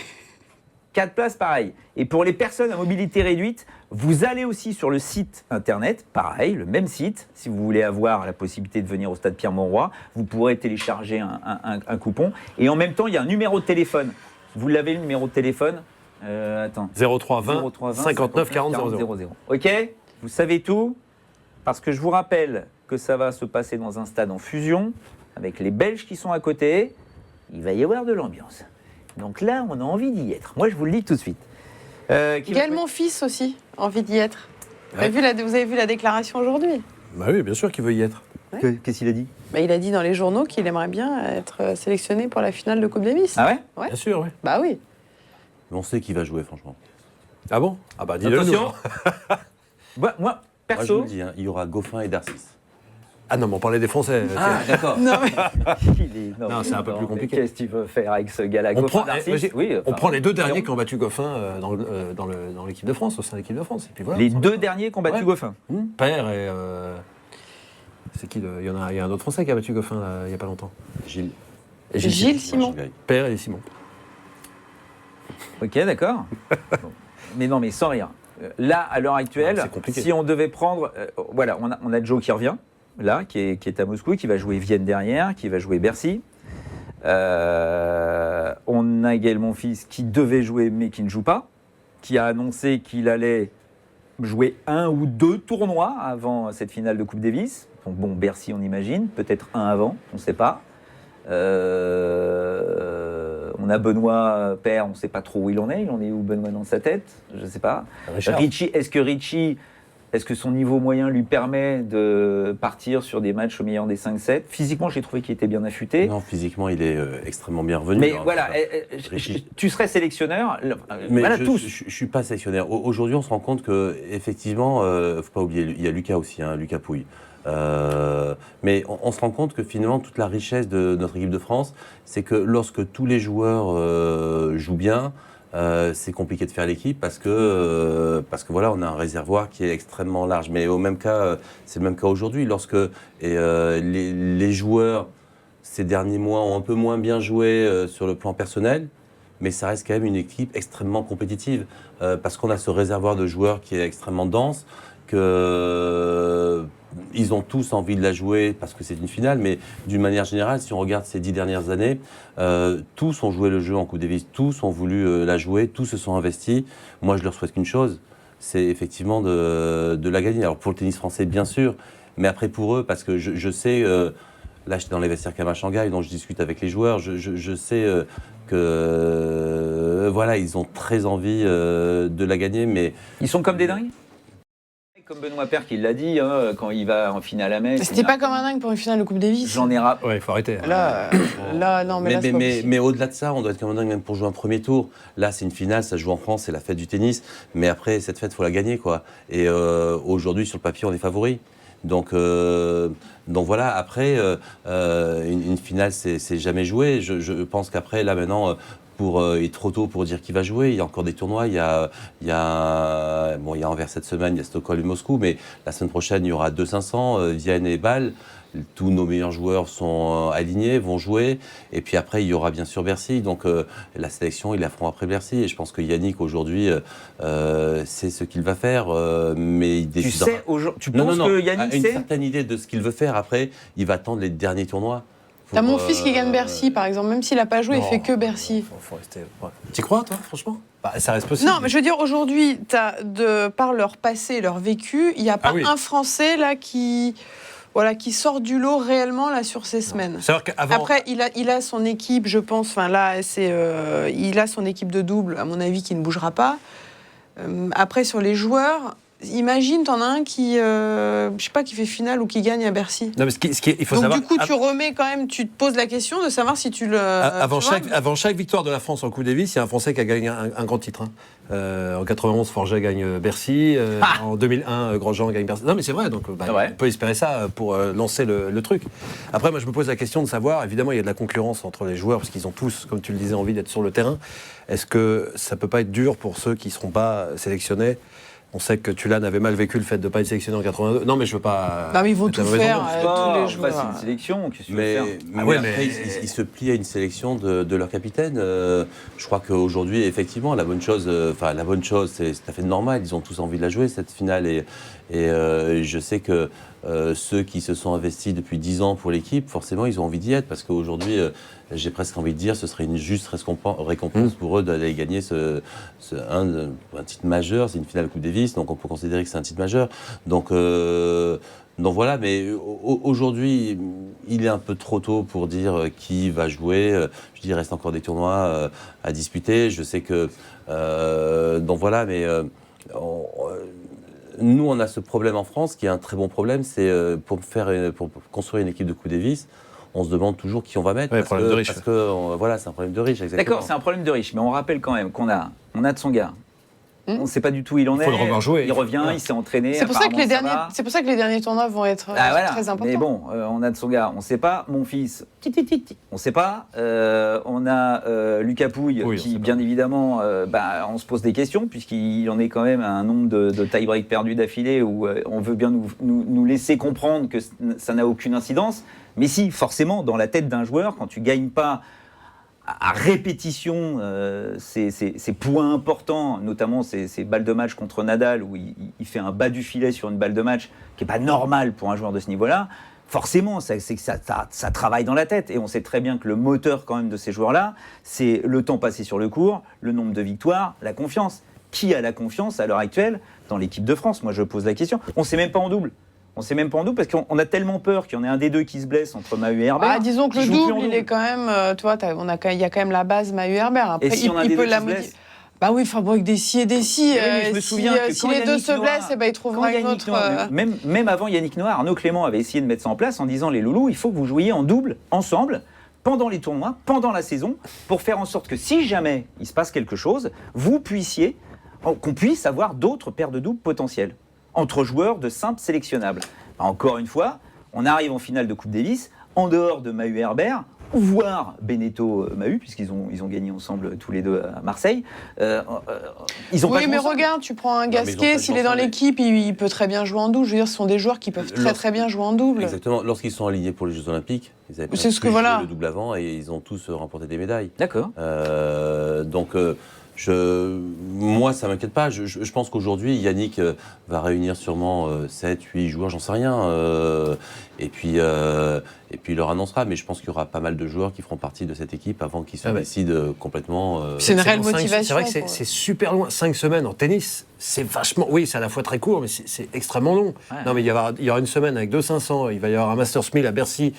à l'Accor Hotel Arena, plus précisément, maintenant il faut dire, où il y Mais aura peut-être justement, pas mal d'absents. Ce sont des gros rendez-vous. Donc Oui, mais il y a peut-être pas mal. Faut pas se foirer non plus. Oui, imaginez qu'il y ait, je sais pas moi, c'est vrai, pourquoi pas Tsonga en demi, en finale à Paris. Mais j'espère. Non, mais Non, mais ouais, vous avez résumé. Aujourd'hui, il y a un tel réservoir, il n'y a pas de joueurs qui se dégagent réellement. Il y en aura sans doute un dans 2-3 semaines, il y en a 4 qui vont forcément se dégager avec les tournois qui arrivent. Alors juste, avant de continuer, parce que vous allez voir qu'on va continuer sur cette finale de Coupe Davis pas longtemps, parce qu'il est 23h24. Ah, on va arriver à minuit, je vous le dis tout de suite. Juste, on a le vainqueur de la question sur Ah oui. Alors, quelle était la joueuse à avoir remporté 2 Masters 1000 d'affilée avant Caroline Garcia? C'était Mauresmo. Bien sûr, Mauresmo. Rome Et donc j'ai la réponse de Lil qui est le premier à avoir trouvé la bonne réponse. Par contre, alors quoi là, c'est quand même la Bible. C'était quelle Et joueuse je vais française quand même sorti. Ah oui, Amélie, quelle joueuse française? Non, parce que j'avais pas il précisé n'y avait pas française. marqué française. Ah ouais, mais bon, avant Caroline Garcia, ouais, mais enfin bon. Donc C'était Amélie Mauresmo. Azarenka Vous Moi, je savez pensais à quand? Azarenka, du coup. Vous vous souvenez de quand ou pas? Rome-Berlin. Ouais. 4, 5. Oh là là. Ouais, énorme, c'était énorme cette époque-là. Bon, on va jouer cette finale de la Coupe Davis, d'accord? Jusqu'à présent, en général, quand on joue la finale de la Coupe Davis en France, on disait terre battue. Ok? Bah pas là. Donc, d'accord, mais on va jouer sur quoi? Communication en Skype avec le betteravier des cours, s'il vous plaît. Bruno Slastan, il est là, Bruno Slastan, ou il n'est pas là? Le betteravier. Il est là, Bruno. Et l'avantage que j'ai avec toi, c'est que je suis sûr de mon surnom. Oui, Ça ne change plus. J'adore. Bruno Slastan, il est là. Bruno, je sais que tu vas nous dire exactement quelle surface va être utilisée là au stade Pierre-Mauroy pour recevoir la Belgique dans cette finale de Coupe Davis. Alors, ça va être quoi? Alors, effectivement, on va changer un petit peu de la terre battue. Alors, moi, j'ai un constat qui est un peu réducteur, mais je trouve que c'est bien d'avoir choisi une surface rapide. Parce que les 3 dernières finales qu'on a fait sur terre battue, donc nous, l'équipe de Roland, on fait les cours, on a été battus. Donc, c'est peut-être pas mal de changer un petit peu. Donc, ça sera un rebound ace, similaire à ce qu'on a à l'Australian Open. Sauf que là, c'est en kit. Alors, c'est un procédé qui est assez révolutionnaire. On imagine qu'on prend le rebound ace de l'Australian Open, on le découpe, et on l'amène en parquet, on le monte avec un système de sanglage par le dessous. Moi, je connaissais pas du tout, j'ai été bluffé. Et donc, on va avoir une surface qui sera comme en Australie, avec la répétition de 2014, c'est-à-dire 2 cours à la Ligue des Flandres et le central au stade Pierre-Mauroy. D'accord. Et est-ce que vous savez à peu près à quoi ça va correspondre au niveau rapidité, au niveau rebond? Parce qu'on ne peut pas comparer ça avec le rebound ace de l'Australie. On n'est pas avec 40 degrés à l'extérieur. On va être en indoor. Il va faire quoi dans la salle? Sur le court, il va faire dans les 18 degrés. Est-ce qu'on sait comment va réagir la surface? Non, de ce côté-là, on part un petit peu dans quelque chose qu'on ne connaît pas trop, parce que c'est ta raison, la température va être beaucoup plus basse. On se souvient qu'en 2014, ça caillait quand même dans les gradins. Et je pense que ça va aller un peu moins vite qu'en Australie, mais ça reste quand même une surface assez rapide. Est-ce que Thierry, je sais, ça c'est une décision collégiale. Tout le monde se réunit, se pose la question, on joue sur quelle surface, on va utiliser quelle balle et compagnie. Là, cette surface, toi aussi, tu trouves que c'est légitime à un moment de partir là-dessus? Il faut déjà écouter les joueurs, c'est la volonté des joueurs avant tout. Je pense que si on en arrive à une décision comme ça, c'est que tout le monde est tombé d'accord. Il ne faut pas oublier que le rebound ace reste une surface relativement rapide, mais avec un rebond un peu plus haut aussi que sur une autre surface classique. Donc je pense que ça avantage nos joueurs. Quand on pense à Joe, à Lucas, à Gaël, à Richard, à notre équipe de double, sont tous de grands gabarits. Ils aiment bien avoir la balle entre la hanche et l'épaule. Donc voilà, ça, je pense que ça va convenir un peu à tout le monde. Ouais. En tout cas, nos joueurs français, oui. Ouais. Émilie, pareil, bon choix? Ouais, non, mais je trouve que c'est un bon choix, c'est bien de changer, je trouve, de la terre battue. Puis quand on regarde en plus les profils des joueurs et des résultats, quand même, sur surface rapide, je trouve que tous les joueurs, en fait, aujourd'hui, ont leur jeu qui se marie le mieux avec la surface rapide. On prend même là un Manarino, par exemple, qui joue très très bien ces dernières semaines. On prend Adrian, c'est vrai que là, si tu mets la terre, Je dis pas qu'il a peu de chances d'y aller, mais en tout cas, il part quand même un petit peu plus en retrait. Là, on met presque tout le monde entre guillemets, sur le même pied d'égalité, même si je pense que sur une finale, je suis pas certaine qu'il fasse appel aussi à des joueurs. À mon avis, il va aussi s'appuyer sur des joueurs qui ont l'expérience Coupe Davis. Et à partir du moment où, en plus, d'après ce que j'ai compris, ils ont été unanimes sur le choix de la surface, il faut foncer sur cette surface. Est-ce qu'on peut imaginer qu'un Mannarino qui fait des résultats de dingue depuis Wimbledon, j'ai presque envie de dire, avec sa victoire sur Raonic à Montréal, Silic à Tokyo, il lui met 6-0 dans le 3e et dernier set, avec une façon de jouer où on voit justement il respire la confiance. C'est le gars qui sait exactement ce qu'il est en train de faire. Est-ce qu'on peut imaginer que sur une finale de Coupe Davis, avec tout ce que ça représente, dans un stade qui est unique, si on n'a jamais joué à Lille, c'est un petit peu compliqué d'aborder cette ambiance. Est-ce qu'on peut imaginer qu'un joueur comme Adrian Mannarino peut se retrouver sélectionné ? Mais ça, c'est la perception c'est la perception après du capitaine. Si le capitaine, il a envie de s'appuyer sur un élément, par exemple, sur les résultats récents, sur les 2 semaines, sur Bercy et le tournoi d'avant, effectivement, si tu as un joueur comme Mannarino qui joue bien, il peut très bien s'appuyer sur lui. Après, s'il a une autre perception, une autre envie, qu'il veut s'appuyer que sur des joueurs qui ont une grande expérience Coupe Davis, il ne s'appuiera pas forcément sur ce genre de joueur. Après, c'est suivant lui, sa présélection, ce qu'il a un petit peu dans sa tête, qui prédominera. Mais... La première sélection en finale, c'est un peu... ça n'arrive pas souvent, c'est déjà arrivé, mais c'est pas évident. Henri Lecomte, ils ont perdu les deux. Bruno, quand vous montiez le cours à Lille et que c'était de la terre battue, on sait que c'était un défi pharaonique que vous avez toujours réussi à faire d'ailleurs. Félicitations les loulous. Là, sur ce cours-là, j'imagine que c'est quelque chose quand même de plus simple, non ? Ouais, ça, c'est pas comparable avec la terre battue. Effectivement, tu as raison. Sur le dernier exercice, la demi-finale contre les Serbes, c'était très compliqué parce qu'on était minuté dans le temps. Et je tiens à remercier justement tous les gars de l'équipe qui étaient avec moi parce qu'on a mis 48 heures et 30 minutes pour faire ce cours et à ma connaissance, c'est le record du monde. Je sais pas, mais ça mériterait de l'être. Pas forcément pour moi, mais surtout pour eux. Mais surtout, avoir une qualité de cours, c'est ça surtout qui est important. Nous, on y tient beaucoup. Et là, effectivement, c'est beaucoup plus simple. Je veux dire, le stade Pierre-Mauroy est tellement bien conçu à partir de l'instant où ils vont rétracter les gradins nord, puisque c'est là que tous les camions acheminent les matériaux. Ils vont descendre ça dans la boîte à spectacle et ça... Apparemment, ils mettent 6 heures pour monter le cours. Donc, c'est dérisoire par rapport à nous. Génial. Merci, mon Bruno. On se voit là-bas, de toute façon. On est bien d'accord ? On se voit là-bas, ouais. On fera une pause, si tu vois ce que je veux dire. Bien évidemment. Merci, mon Bruno. Merci, mon Rabier. Attends, vous rigolez, on comprend pas pourquoi. C'est un gars du Nord, donc juste à côté du stade Pierre-Mauroy, si jamais vous voulez nous voir, il n'y a pas de problème. On est là, on boit une petite bière tranquillos avec Obésix, qui bien évidemment reviendra, c'est une évidence. Et puis vous êtes les bienvenus, on adore parler de tennis avec tout le monde. Donc ça, c'est pas un problème. Juste avant de nous quitter, parce qu'il est 23h32. Je vais me faire taper sur les doigts, vous ne pouvez pas imaginer. On va essayer quand même de faire plus court, mais je sais que vous êtes tous là en train de me poser des questions, mais à un moment ou à un autre, il faut arrêter. J'ai juste un petit dernier quiz comme ça, parce qu'on a parlé de Lucas Pouille rapidement. Je vous rappelle qu'il en est à 12 tie-breaks perdus d'affilée.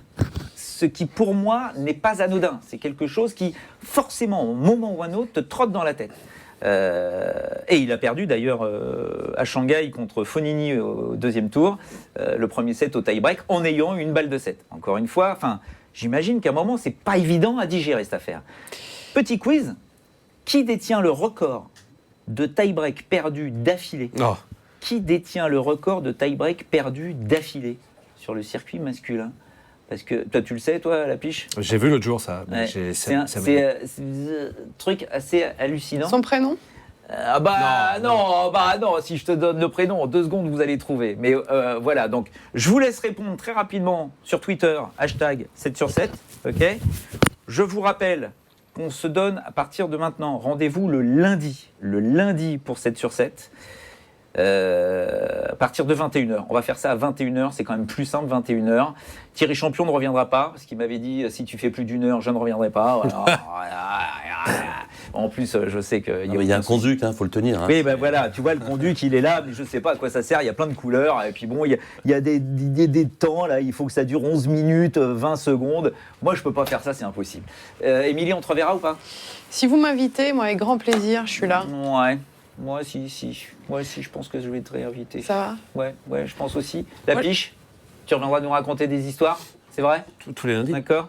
Hop, Je sais pas, mais. j'ai la réponse. Ah, Et d'Ivoire. c'est alors. triché. C'est triché parce que c'est. Alors, je ne sais pas si vous connaissez Je 7 et Math. Sur Twitter, c'est extraordinaire s'ils sont capables de faire. Ils vous sortent des stats de partout. Attendez, je vais sortir la réponse. Ils sont extraordinaires. Je peux vous dire que tous les journalistes regardent Je 7 et Math parce qu'ils vous lâchent des infos, mais c'est complètement dingue. Moi, je peux vous dire que je m'y abreuve allègrement. Et effectivement, le record, c'est Robin Haase. Ouais, mais depuis quand ça? 17 tie-breaks. Non, mais je m'insurge tout de suite. C'était entre l'année 2012 et l'année 2013. C'est pas si vieux. Non, c'est pas ça. C'est parce que les stats, en général, on prend à partir de 91 depuis que. Ah, parce que t'as autre chose? Quoi? T'as autre chose d'abord? Non, mais je sais que tout ce qui s'est passé avant 91, en général, échappe aux statistiques. Ah bah, Ça y est, t'es ça le marrant, rend quoi. dingue. Ouais, Ça ça y me est. rend Alors, Ça Mathis, pour la Ouais, semaine ouais. prochaine, Ça tu me rend vas me dingue. chercher le record de tie-break perdu d'affilée avant Robin Haase. Parce que c'est pas les mêmes, c'est pas comme la durée des matchs, etc. On chronométrait pas les matchs avant les années 80, donc on De sait toute pas. façon, t'avais pas de tie-break. Si, dans les années 70, il y en avait. donc Ah bah oui, c'est d'accord, possible, mais ouais. avant, t'en avais pas. Non, donc ça va être mais compliqué de voilà. remonter. Non, mais je vais faire ça ce soir. Ok. Viens chez moi, Ce on soir, prend tu mes me vieux, fais ça. mes vieux magazines de tennis et on. Oh, je fais un peu de pub, mais sans rire. Je 7 et Math. Je 7 et Math, c'est un truc de malade. Tu connais, toi? Ouais, bien sûr. Quand je commentais chez Vin, souvent, ils Le- intervenaient. Bah oui. Exactement, ils sont C'est meilleurs que nous. Ils extraordinaire. devraient prendre notre place. Très facilement. Merci à tous. Merci Thierry. Merci de m'avoir invité. Merci Tricycle. C'est pour ça que la prochaine émission, je suis pas sûr qu'il va falloir me trouver Un autre surnom. Ah bah on verra.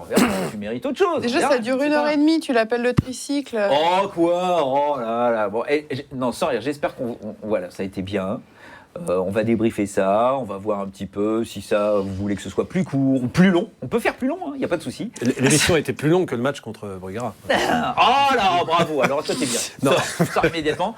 On vous rappelle juste, hein, donc, à partir de lundi prochain, à partir de 21h, pour parler bien évidemment du Masters, parce qu'on commencera le Masters chez les filles. On sera à une semaine du début de ce qui va se passer. Comment ça s'appelle déjà, Bercy? Le l'Alliance- Masters 1000 de Paris dit à l'accord Hotel Arena, ce sera.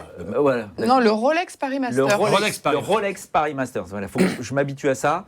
On va essayer de faire venir Guy Forget, histoire qu'il nous papote un peu de ça. On sera avant la finale à la Coupe Davis.